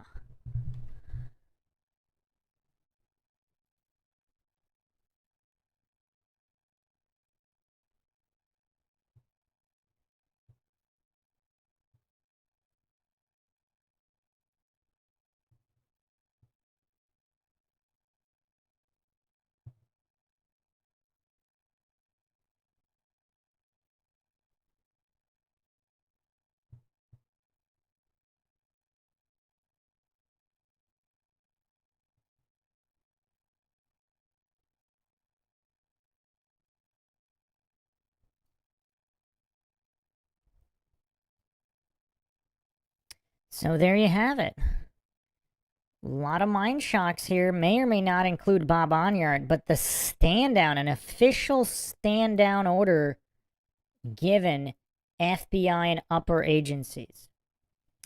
All right. I'm going to close this out here. We're going to have to do a part 2 on Bob Enyart going over the documentary. But thanks again, everybody, for joining us. This was definitely a mind-shocking one. If you want to help support the podcast, help logic and reason return to a world where it is quickly going extinct, you can donate to our PayPal. Check the link in the description. Make sure to subscribe, like, and share Twitter, Facebook, Reddit, Patreon. You can also become a YouTube member right here on YouTube. Help support the channel that way so that these comprehensive and exhaustive analyses in every single true crime case that we cover can continue. This is Bruce McGuire signing off. Catch you guys next time.